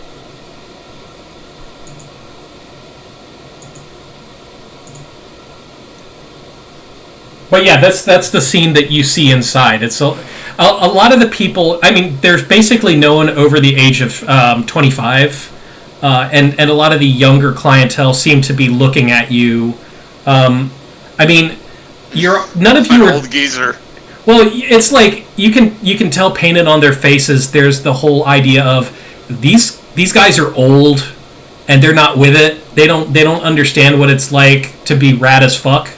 But then, at the same time, you're not dressed like stuffy suits. You're dressed like spacers, and you've probably seen some cool shit. So, yeah. So Gand is going to is Gand going to need to like divest someone of their hoverboard, or can Gand like find where there's just a rack of hoverboards? Because Gand needs the hoverboard. Is Gand gonna go on the half? I would like to point out that I glow in the dark. Oh wow! All right. Yeah. So yeah, he doesn't need any LEDs, man. Yeah, there are a bunch of kids that are already kind of like, they're not quite swarming you, but it is like moths drawn to a flame. You hear lots of ooh. That's pretty. How man. can I get in on this? Can Marcus make a computer's check to DJ the synth? Or anything like that. All right, so what I'd like to do is I'd like to go through the list, and I'm just going to go by everyone's name in Discord, and I'd like for you to give me like a little brief story about what's happening at this club. So let's start with Kazan. Like with my character, or yeah. Like what's happening with Kazan? Well, I'm covered in paint that glows, and my little tentacle things on my head glow too. So apparently I'm attracting a crowd. Most of which scatter after I pull a blaster. They scatter slowly though. They're not.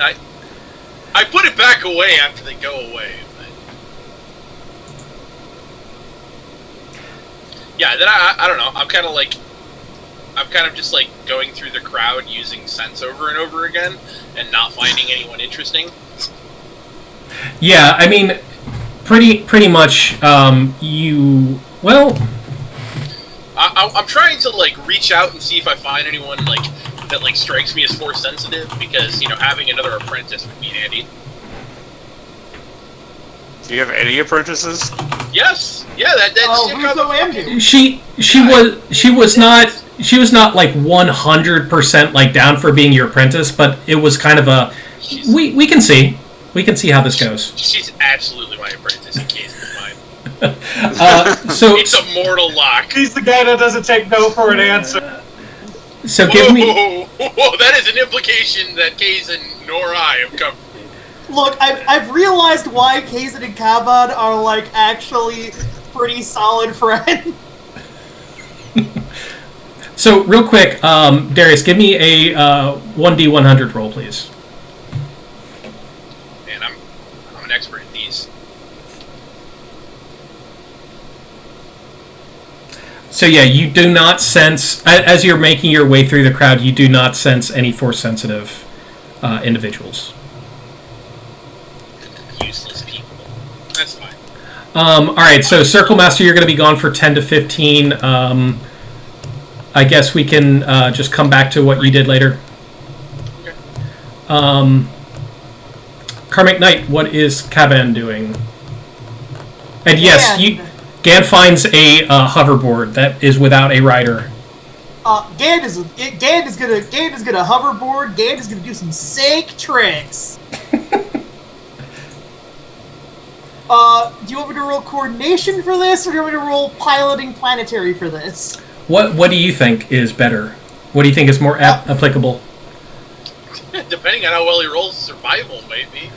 Yeah. Coordination. Well, He's got to do some sick tricks, yo. so Gan I is really good at coordination.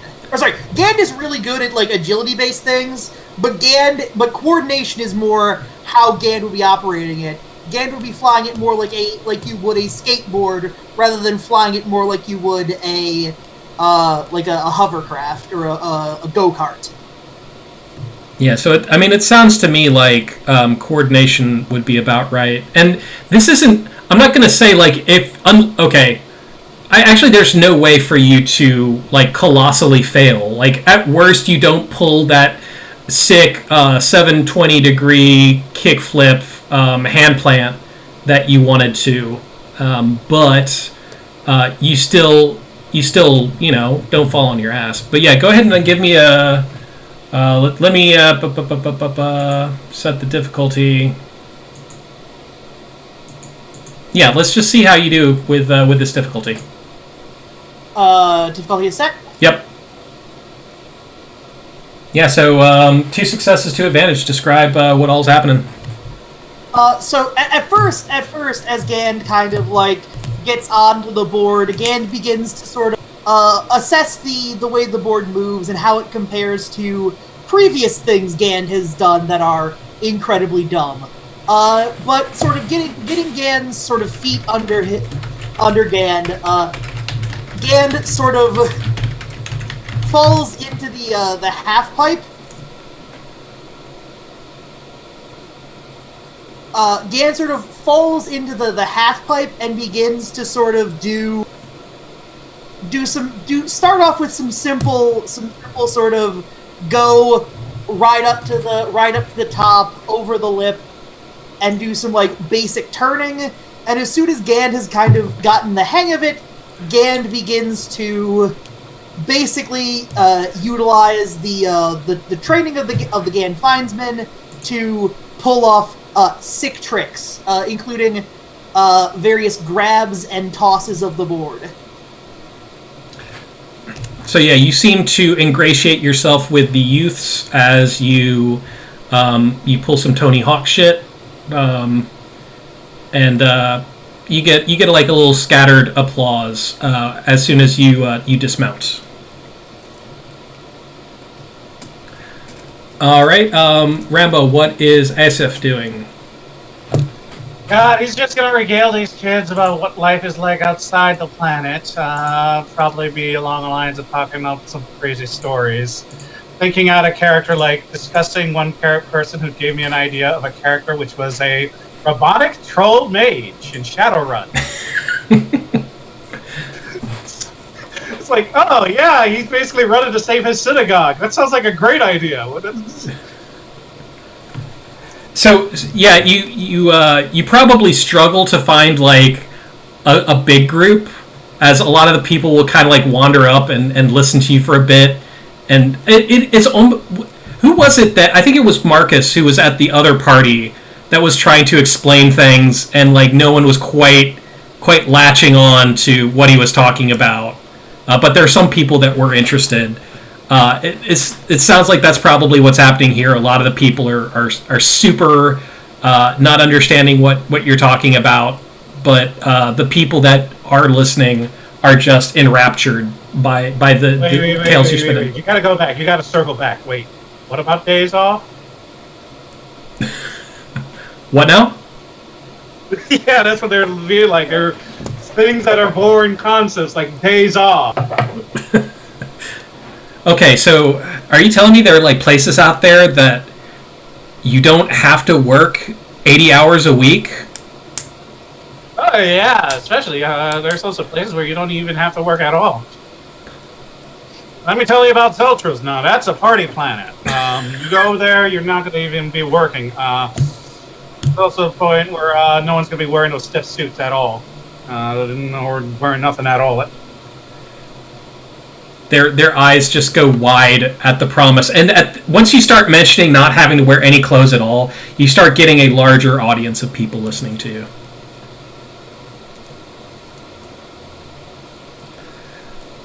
So let me ask you this: what was your objective here? Like, what's the plan besides just kind of mingling? I think just building up a general networking of people here would be a good thing. All right, give me just a moment. So it seems like this would be. What do you think, streetwise?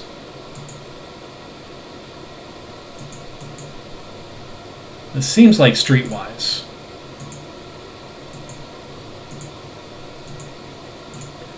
Or potentially leadership. I guess just give me whatever. Anyone that wants to do a social role, feel free to go ahead and give me one. Just let me know what you're doing, and I'll give you the difficulty. Okay, just make it a difficult charm check, because that's usually like, you're talking back and forth. That's a sort of networking, as in you're just talking. Streetwise is usually along lines of being a sort of sidewalk smart. You know exactly the sort of languages and all of that. Of like, say, how to speak to a in Narshada. It's also something you can use to kind of pull the general opinion of the area by like knowing, hey, if you bring up a topic, you can kind of gauge reactions to what's going on from the. Yeah, you can also use perception for that too, just to read body language. Well, this is kind of a more like a broader thing. Like, if you were to pick out one person, I can see like a fairly easy charm check. But if you're trying to throw like a wider net, it might be a little bit more difficult than all of that. But I guess just tell me what you're trying to do, and I'll come up with something for it. Well, basically, it's just going to be a back and forth, and then finding out the people that are seeming to have the most on their heads. Out of character, we can also use these kids to help found a colony, because guess what? They'll probably be the first ones to sign up to get out. Okay, so oh yeah, that's a good idea. Let's do this then. As a charm, are you going to upgrade? Yes, dear God, yes. Okay, I'm going to upgrade as well. So the difficulty, I'll tell you right now, is going to be 1 red, 1 purple, but because you're talking to so many people, I'm actually giving you 3 setback dice. Well, it'll only be 2. Let's see. All right.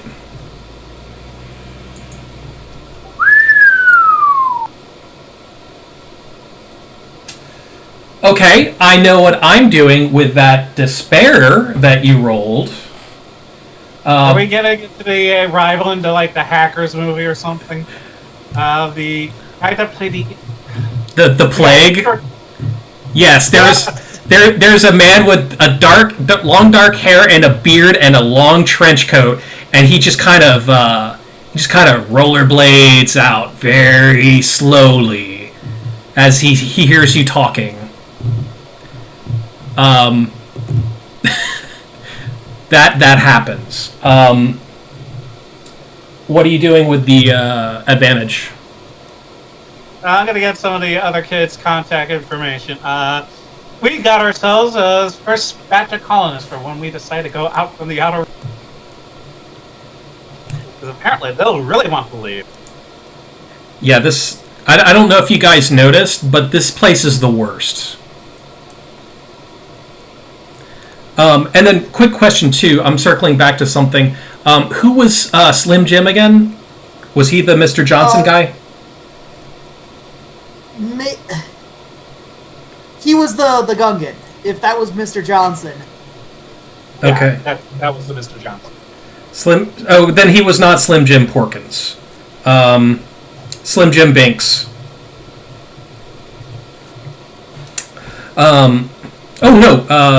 Slim Jim Nass. Alright, so yeah, you get a large number of the youngsters very interested in what you're talking about. And, you know, a lot of them actually ask, can we go with you? This place is just a steaming hell, and we hate every second of it. Same. Hard same. Gand says that as Gand just kind of like floats on by on the hover. Oh my god. A devilish idea comes into my head. Yes, I can say is we actually have a place that's away from them that's looking to start its own thing. We can divert these kids to the droid control.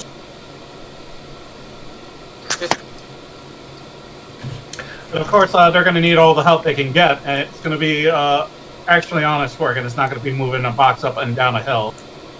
Real quick question. Karmic, were you the one that wanted the adversary compilation? Yes. Okay, gotcha. And then since Circle Master is back, do you want to describe what Marcus is doing at this this hotspot for young punks? He's going up to the stereo and basically DJing it, hitting the turbo bass, doing all the audio effects. Why don't we get a You use computers to do that. Yeah, what I'd like to do is, because this why don't I've set the difficulty at 2 purple. This is just to see how well you do. Even if you fail, you'll still do fine. I just want to see how you wow them.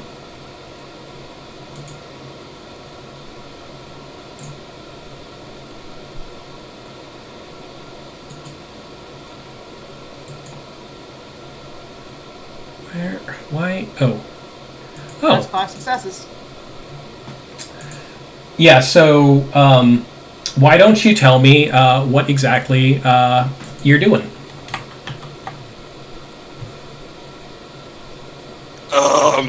Probably doing all kinds of crazy, like, reverb effects,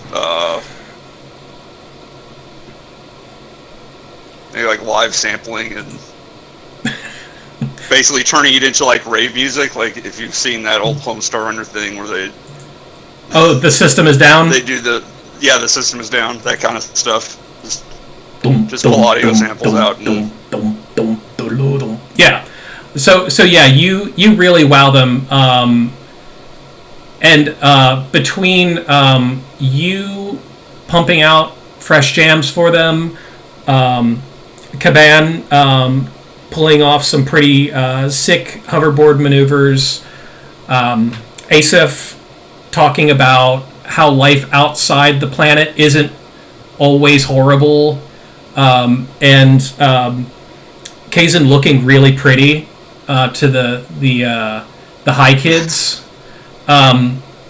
You've kind of won them all over. There is kind of a sinking feeling probably in the back of your stomachs about that one guy who slinked out, like with his eyes narrowed as he glared at you. But that's probably nothing. Oh wait, that guy was He's leaving? gonna narc. Yeah, he rollerbladed right out of there. Gand is straight up. Gand's gonna be following him. Gand's gonna tackle that man to the Oh ground. my god! Yes, a hoverboard chase. So here's the thing: you were on. You probably didn't notice that because you were on the hoverboard. That happened while. Chill. Gand is too chill. Your tricks were too sick. If only you had failed horribly, you probably would have been able to catch him. Or you'd be dead.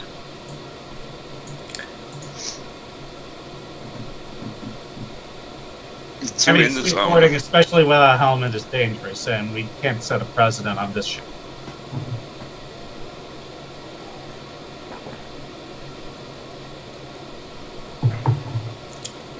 I mean, didn't Back to the Future 2 already set that precedent?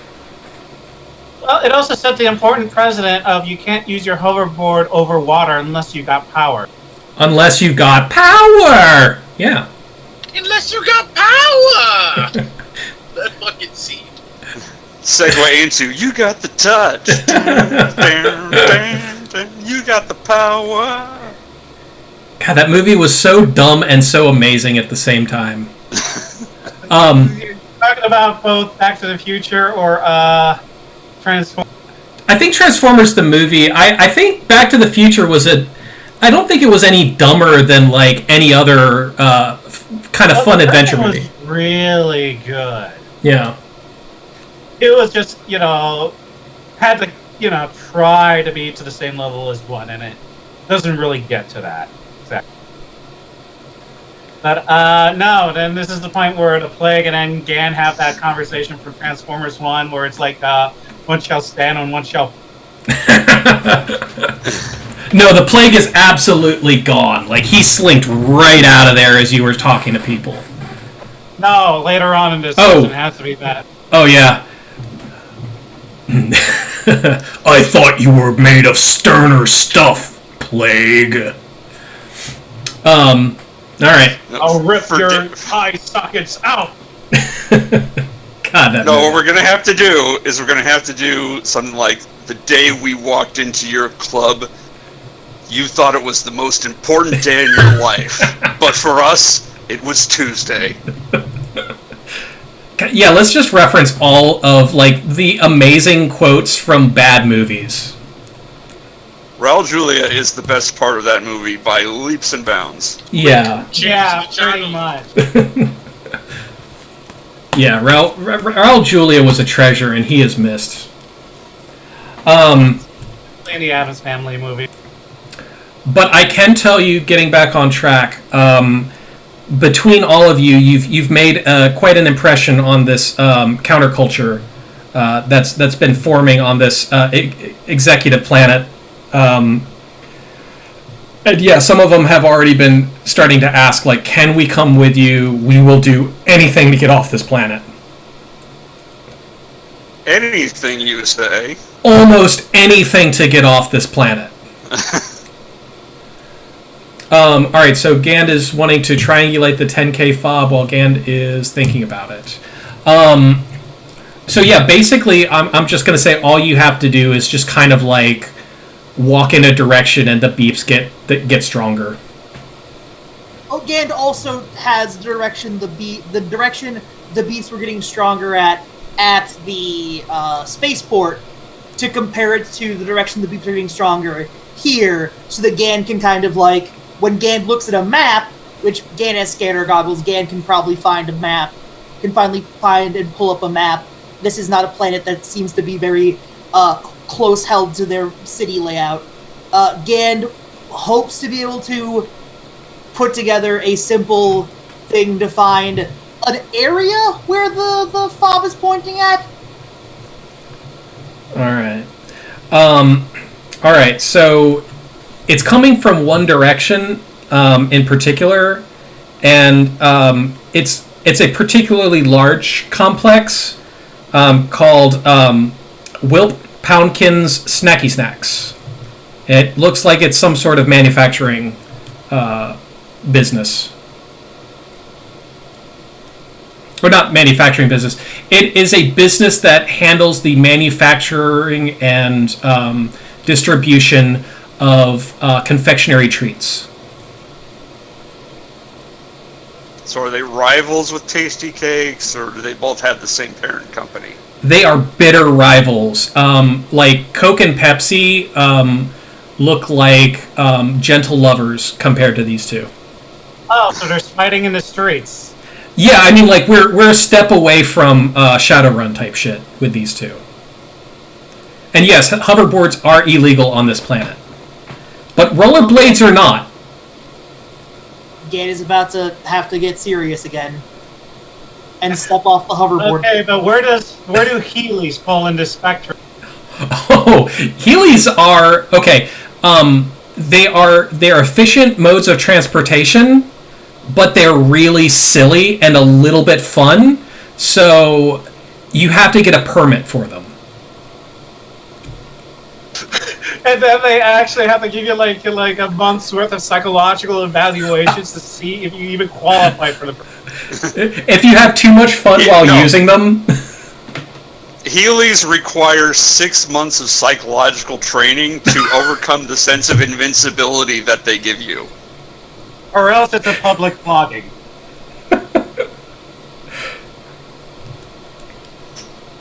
Yeah, it's well worth the risk though on this planet. But yeah, Wilp Poundkins Snacky Snacks is the one place that seems most likely to be where your first target is.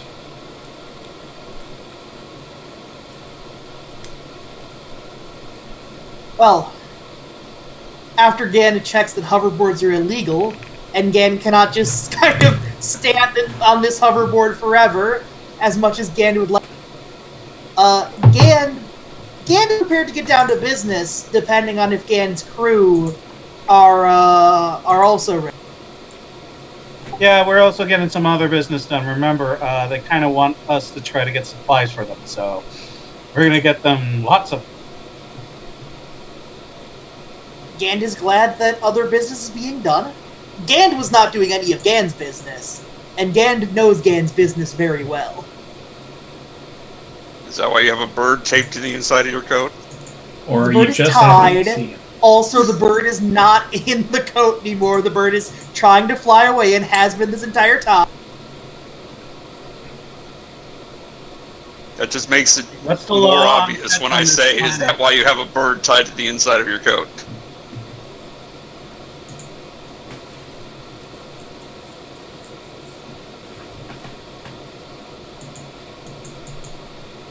Gand understands your concern. Gand does not understand your concern.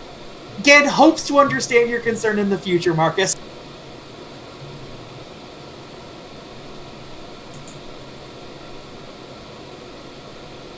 Counterpoint, hits the button, bird is the word, starts playing.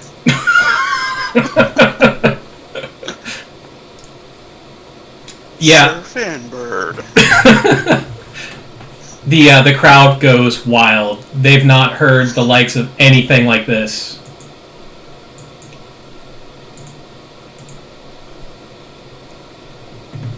This is what happens when you actually introduce music and not Muzak.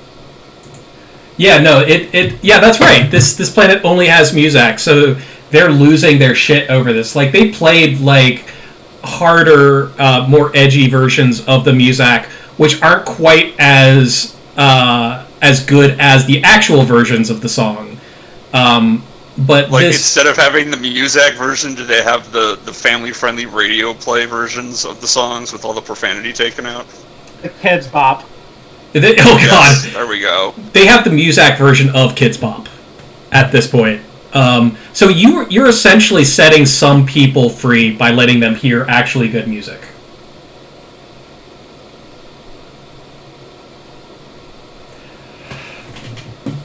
Question, do we want to have this mob of children storm the factory for us? Gand does not believe that is a good idea. But Gand is only one vote.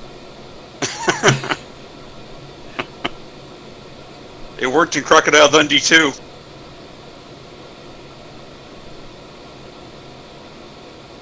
So I did not know there was a second Crocodile Dundee. Wait, you didn't?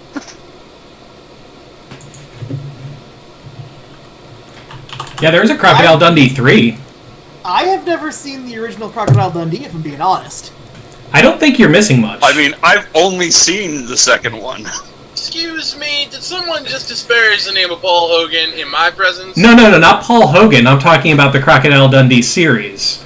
To be fair, though, I haven't watched the first one in... Oh, alright, that explains why 25 years? I haven't seen it because it was released 6 years before I was born. Yeah. That didn't stop you from seeing Star Wars. Yeah, but that's because I was given all of the Star Wars novels as a child.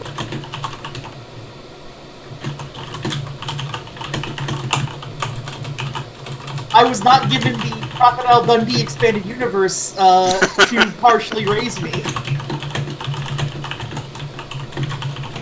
Well, guess what's the biggest thing in this planet? Crocodile Dundee movie. Oh, no, what would be the biggest, The Crocodile Dundee movies are the biggest on Camino. Yeah, on this planet it's Yes, probably... all the Australian accents are.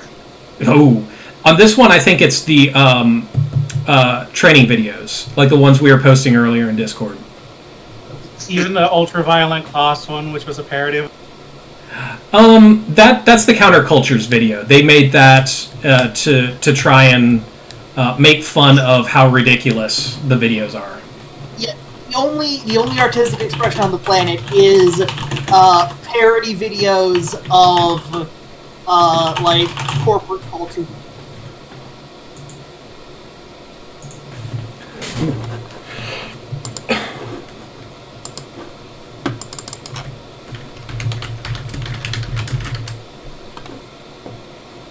So I guess the next question is, what are you guys doing? So Gand is prepared to go go see if Gand can't find the bounty.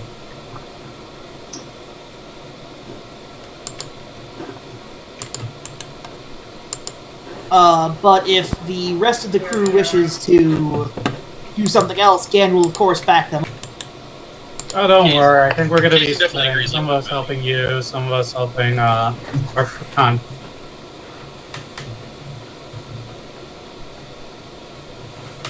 So yeah, Gand is going to be going to the location of this food production facility. And about a block away, Gand is going to be releasing the bird.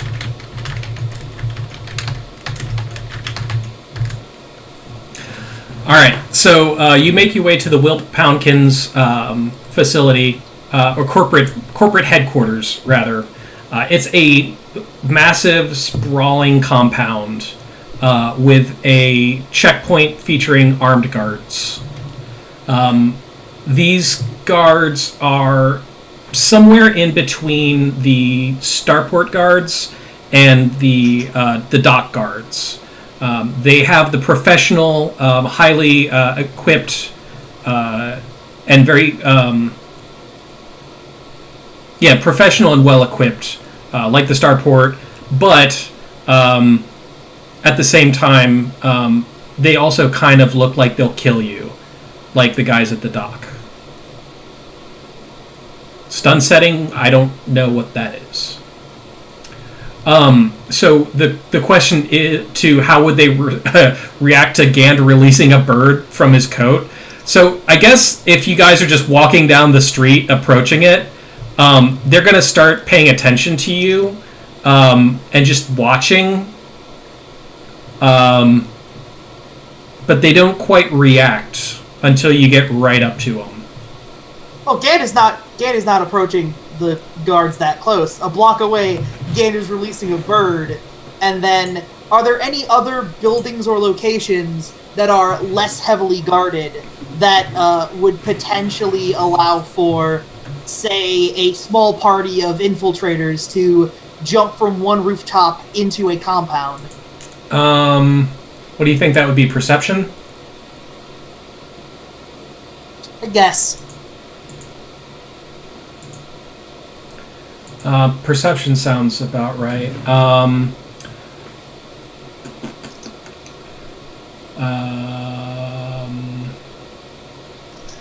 Does Gan have perception bonuses?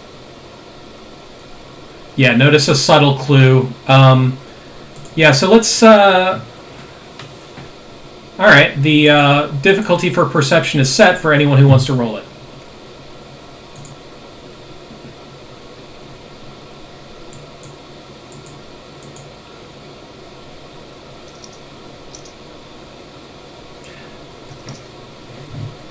The answer to the question, though, the very base question, there are lots of buildings in the area. And the difficulty for Darius is 3 purple. Does this count as find tracks or track targets, or no? I would not say so. Basically, you're scanning the area to see if there's a serviceable building for your needs. So you're not really tracking. You're just trying to spot, like, all right, are there people in there? Does it look like there are signs of disrepair? That sort of thing.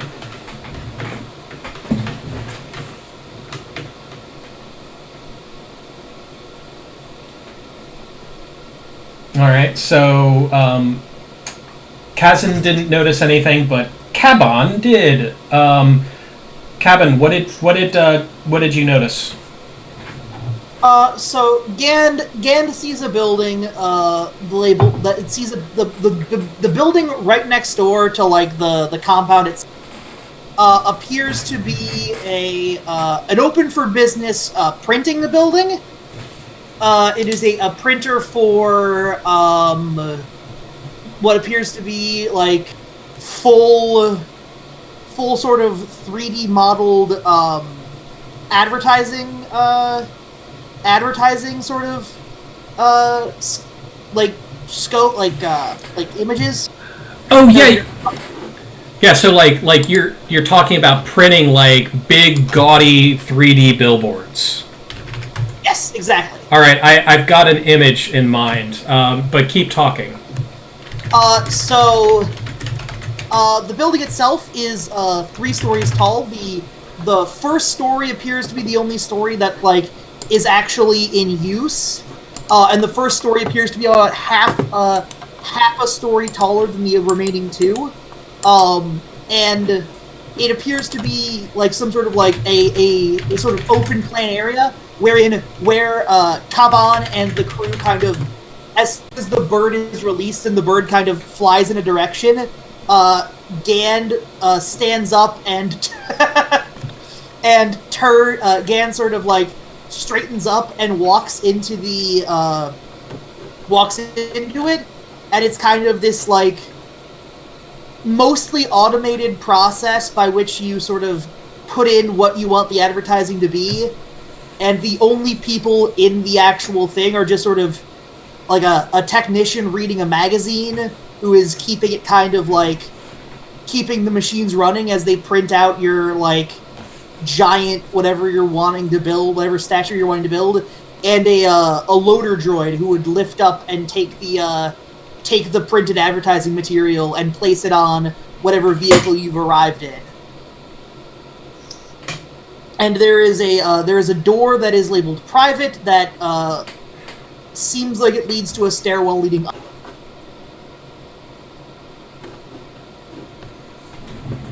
That's my pitch. All right, yeah, that's what you find. You find a very sparsely occupied 3D printing studio with a set of stairs leading up into some upper floors. Once you get to the upper floors, the person working at the shop just kind of watches you as you walk in. He doesn't seem to be reacting, and I guess let's say he's a Rhodian. He's just reading a magazine, and when you come in, he looks up and just kind of watches you with cold, dead eyes, like a doll's eyes. So Gand has an idea. but Gandalf was the one who pitched this scenario in the first place. So if anyone else would like to seize the initiative, please.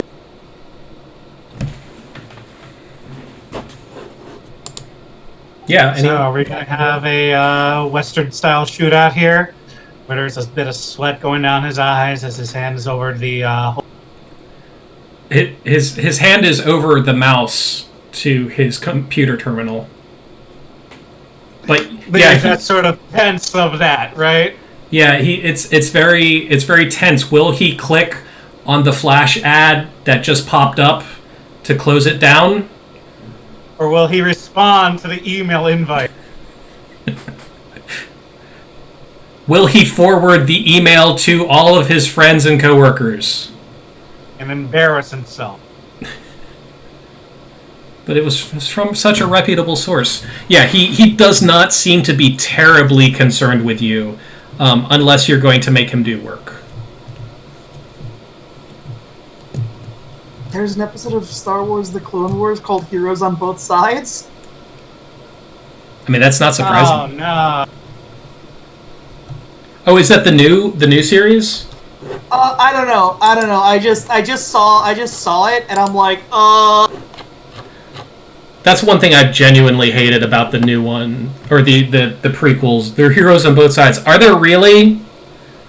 What are your guys? It's called General Evil. Darth Icky. It's from 2010. Okay. I mean, if you've seen the Eon Flux shorts, there's one that kind of fits that.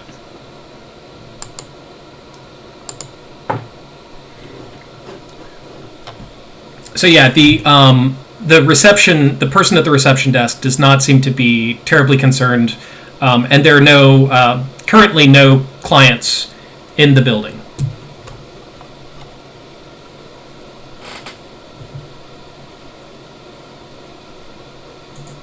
So, Gand has to activate the 3D printing device in order to distract, to allow us to sneak into the upstairs, to sneak across the gap between the buildings, to get around the security.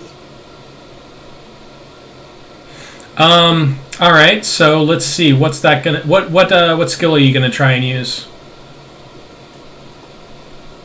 Because I have an idea for what I think it would be, but I want to hear what you think you're rolling.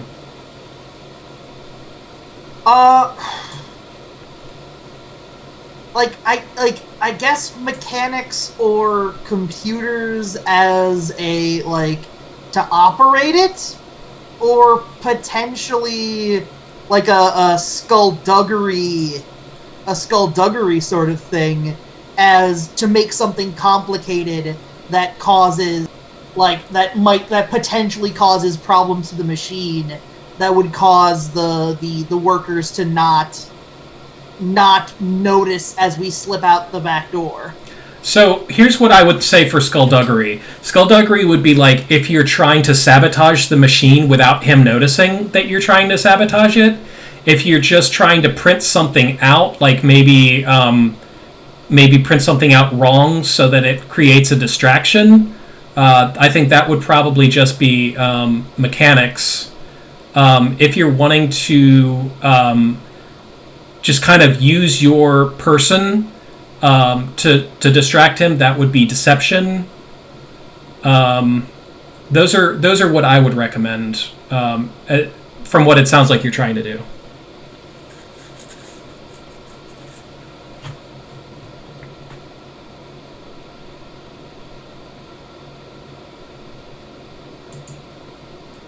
Does anyone have an opinion?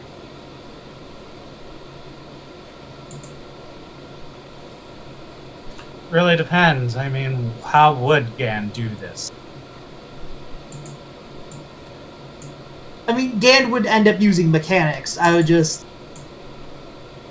Yeah, if you're trying to use mechanics, it seems like you would be using it to print out something like intentionally that would break or jam the machine. which is exactly what Gann's plan to do. He's gonna do that. Oh no, the nozzle is jammed. It says don't bump into the machine, and Gann bumps into the machine. They haven't replaced their printer because they didn't have it for their quarter budget.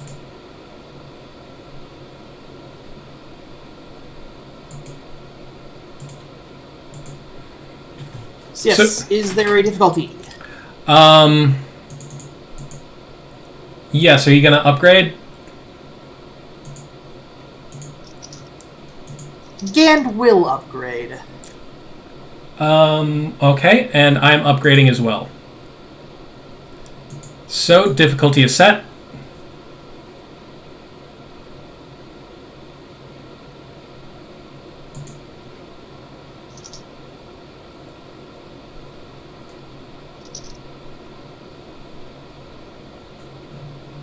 Okay, so I'd like to use that threat to say it takes you a little bit longer to figure out the way that this particular machine works, but you eventually get it. And then the rest is how you describe those two successes. So Gann basically begins to... Gann's trick is an old trick Gann learned the first time he approached a 3D printing platform, wherein if you... the machine itself can be used to input values that allow it to create impossible shapes. I believe the torus is the name of the shape. And doing so causes a feedback loop where the machine basically keeps sort of putting the keeps feeding in and out of itself, and basically kind of is a fairly catastrophic failure. So, yeah, the machine starts to fail, as you say, and the little guy behind the desk. So just to really quickly fill Darius in on what Caban was doing, he created a printer, catastrophic printer failure. The little Roidian behind the desk puts down his magazine and squeaks out, "Oh man!" and gets up and kind of shuffles over to the printer. The instructions clearly said you weren't supposed to load that type of filament in. Oh man, not with this kind of print. Okay, oh gosh. And he starts like rolling up his sleeves and begins trying to repair the printer jam that you caused. So that leaves an opening.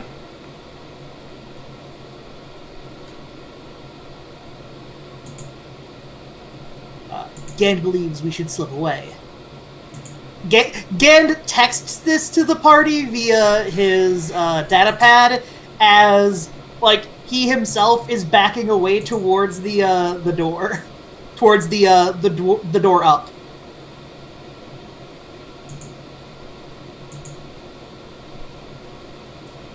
Nice. So yeah, you now have access to the upper levels of the building. You get up there, and the second level is kind of like a really high ceiling, just one big room.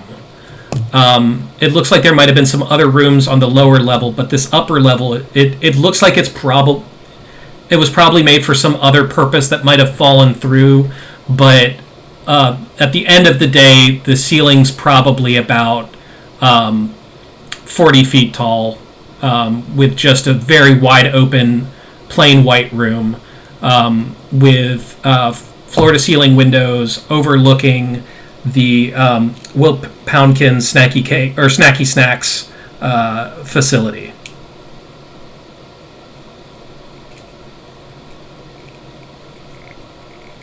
Would we be able to open up the windows and get out through? So it's you're not going to be able to just open up the windows. These are like office building windows, so they've been pretty much installed on a planet where worker suicide is at an all-time high risk. So anything they can do to prevent having to install nets is a pretty big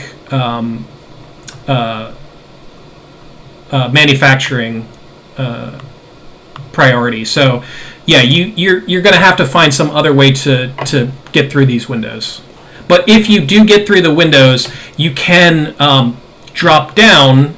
It's going to be like probably like a 40, maybe 50-foot drop. But you can bypass the barbed wire fence that surrounds the facility.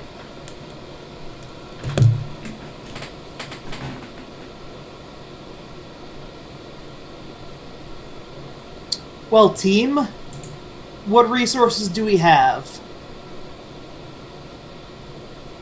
If only we had a wheelbarrow, that would be something.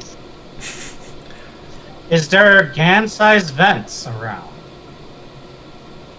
You want to do a perception roll for that? The difficulty is set. If you want to upgrade it, let me know.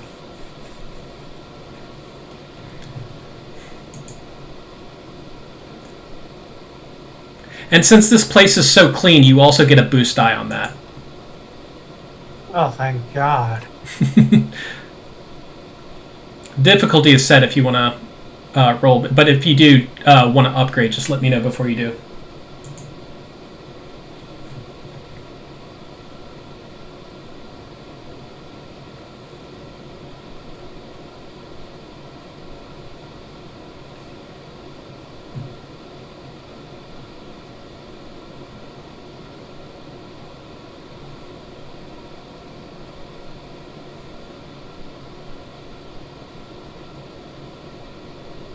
Were you rolling, or... Uh-oh. Did I lose it? I can still hear you. Can you hear me? Yeah. Yeah. So who are we waiting on? I thought someone was going to do a perception check to see if they could find a vent. Is GAN gonna do it? I'll do it. Why not? Difficulty is 2 purple.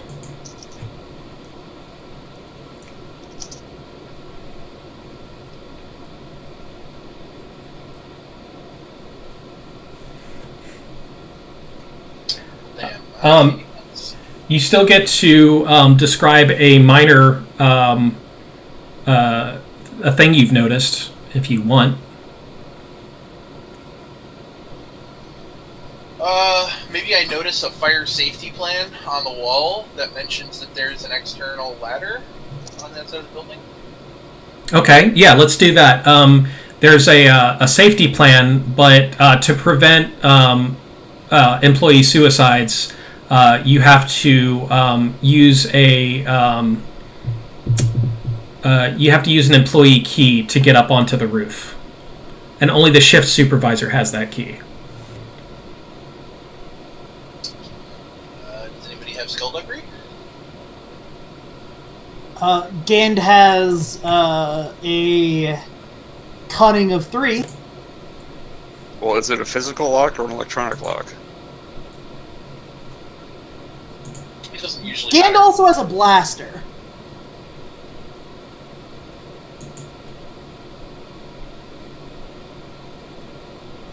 You can always take a look at it.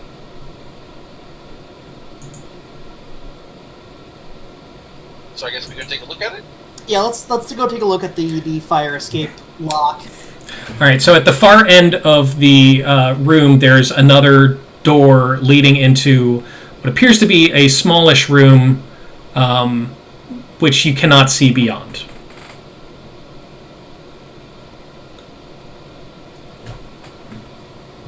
Can we open the door? The door is locked.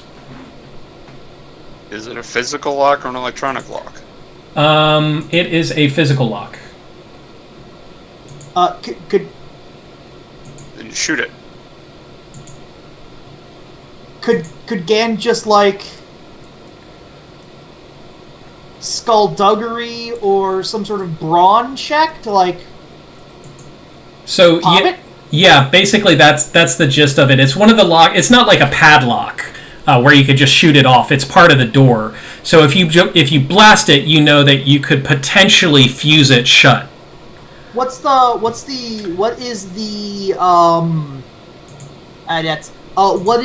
what's the door frame made of? Looks like some sort of metal. Ooh. So yeah, does anyone have any ranks in skullduggery? Or a higher cunning than 3? No. No and no. Alright. Wanted to check before Gan decided to try and pick this lock with I mean Gan has got like a fucking he doesn't have proper tools for this, but he's got stuff. Is Kazan with you? Yeah, come here. Well then, give him a bobby pin. You got like a magic bag full of stuff. Oh yeah, I'm sure I got something that you can use as a lockpick in my bag of garbage. Wait, I forgot that Kaban had a. Oh no, it doesn't have a long range conflict. It doesn't have a long range conflict. That doesn't make any sense. But yeah, so is the difficulty set? Difficulty, are you going to upgrade? Gand is not going to upgrade. Alright, so you're basically using makeshift lockpicks, and it's a fairly standard lock. I am going to upgrade. Gand was hoping so. I'm hoping. Who's say? Alright, so roll that beautiful skullduggery. Rolling the beautiful bean footage. Oof. Well, that's a lot of advantage. Anything you want to do with that? So Gand, so Kaban has a name. Gand should probably start using Kaban's name more often. Nah. Kaban has run into a problem. The simple problem of the fact that this lock, the key required to get through it is of a different shape compared to the pins and the workings we are dealing.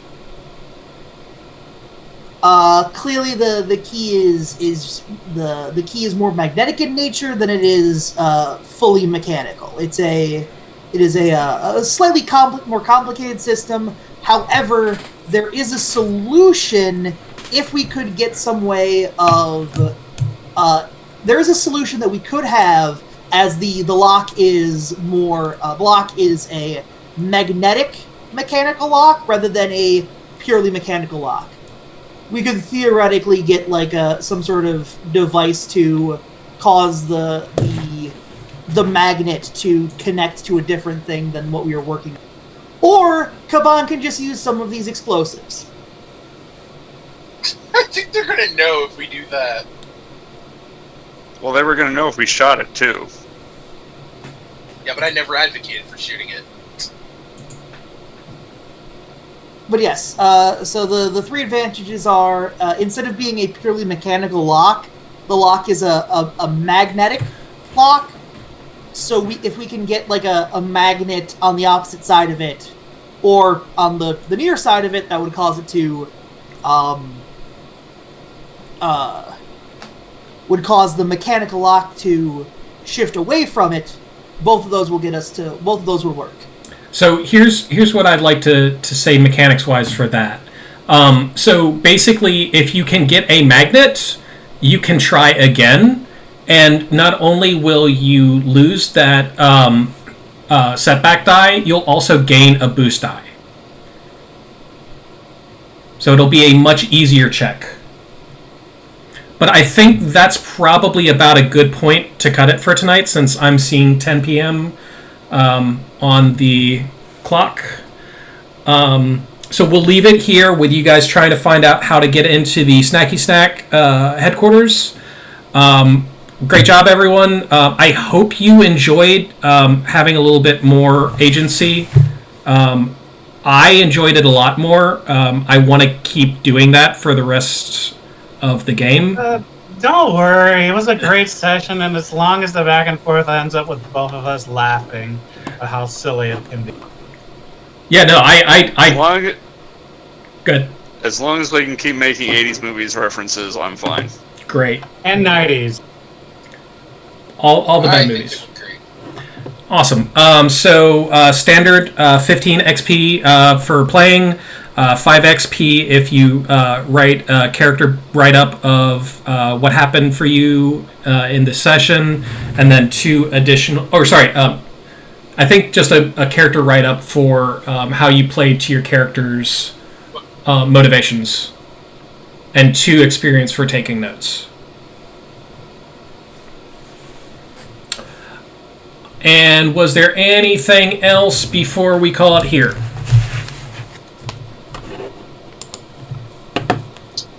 I don't have any currently. Is Marcus going to get credit for inventing industrial cybergoth? I think, yeah. Not yet. I think that it's a very good start. If you can get the kids off planet and get them to go around hyping your new genre, then or subgenre, yeah, definitely you'll get credit for it. All right, well, great game, everyone. Look forward to doing the same thing next week. Yeah. All right. Good night. And now to make some hard choices, and by hard choices I mean Darius, you're in. Yay! I hope my friend is too, but the biggest problem is that your friend does not have a character sheet that I can see. oh, I'm sure he can make one. But I mean, it's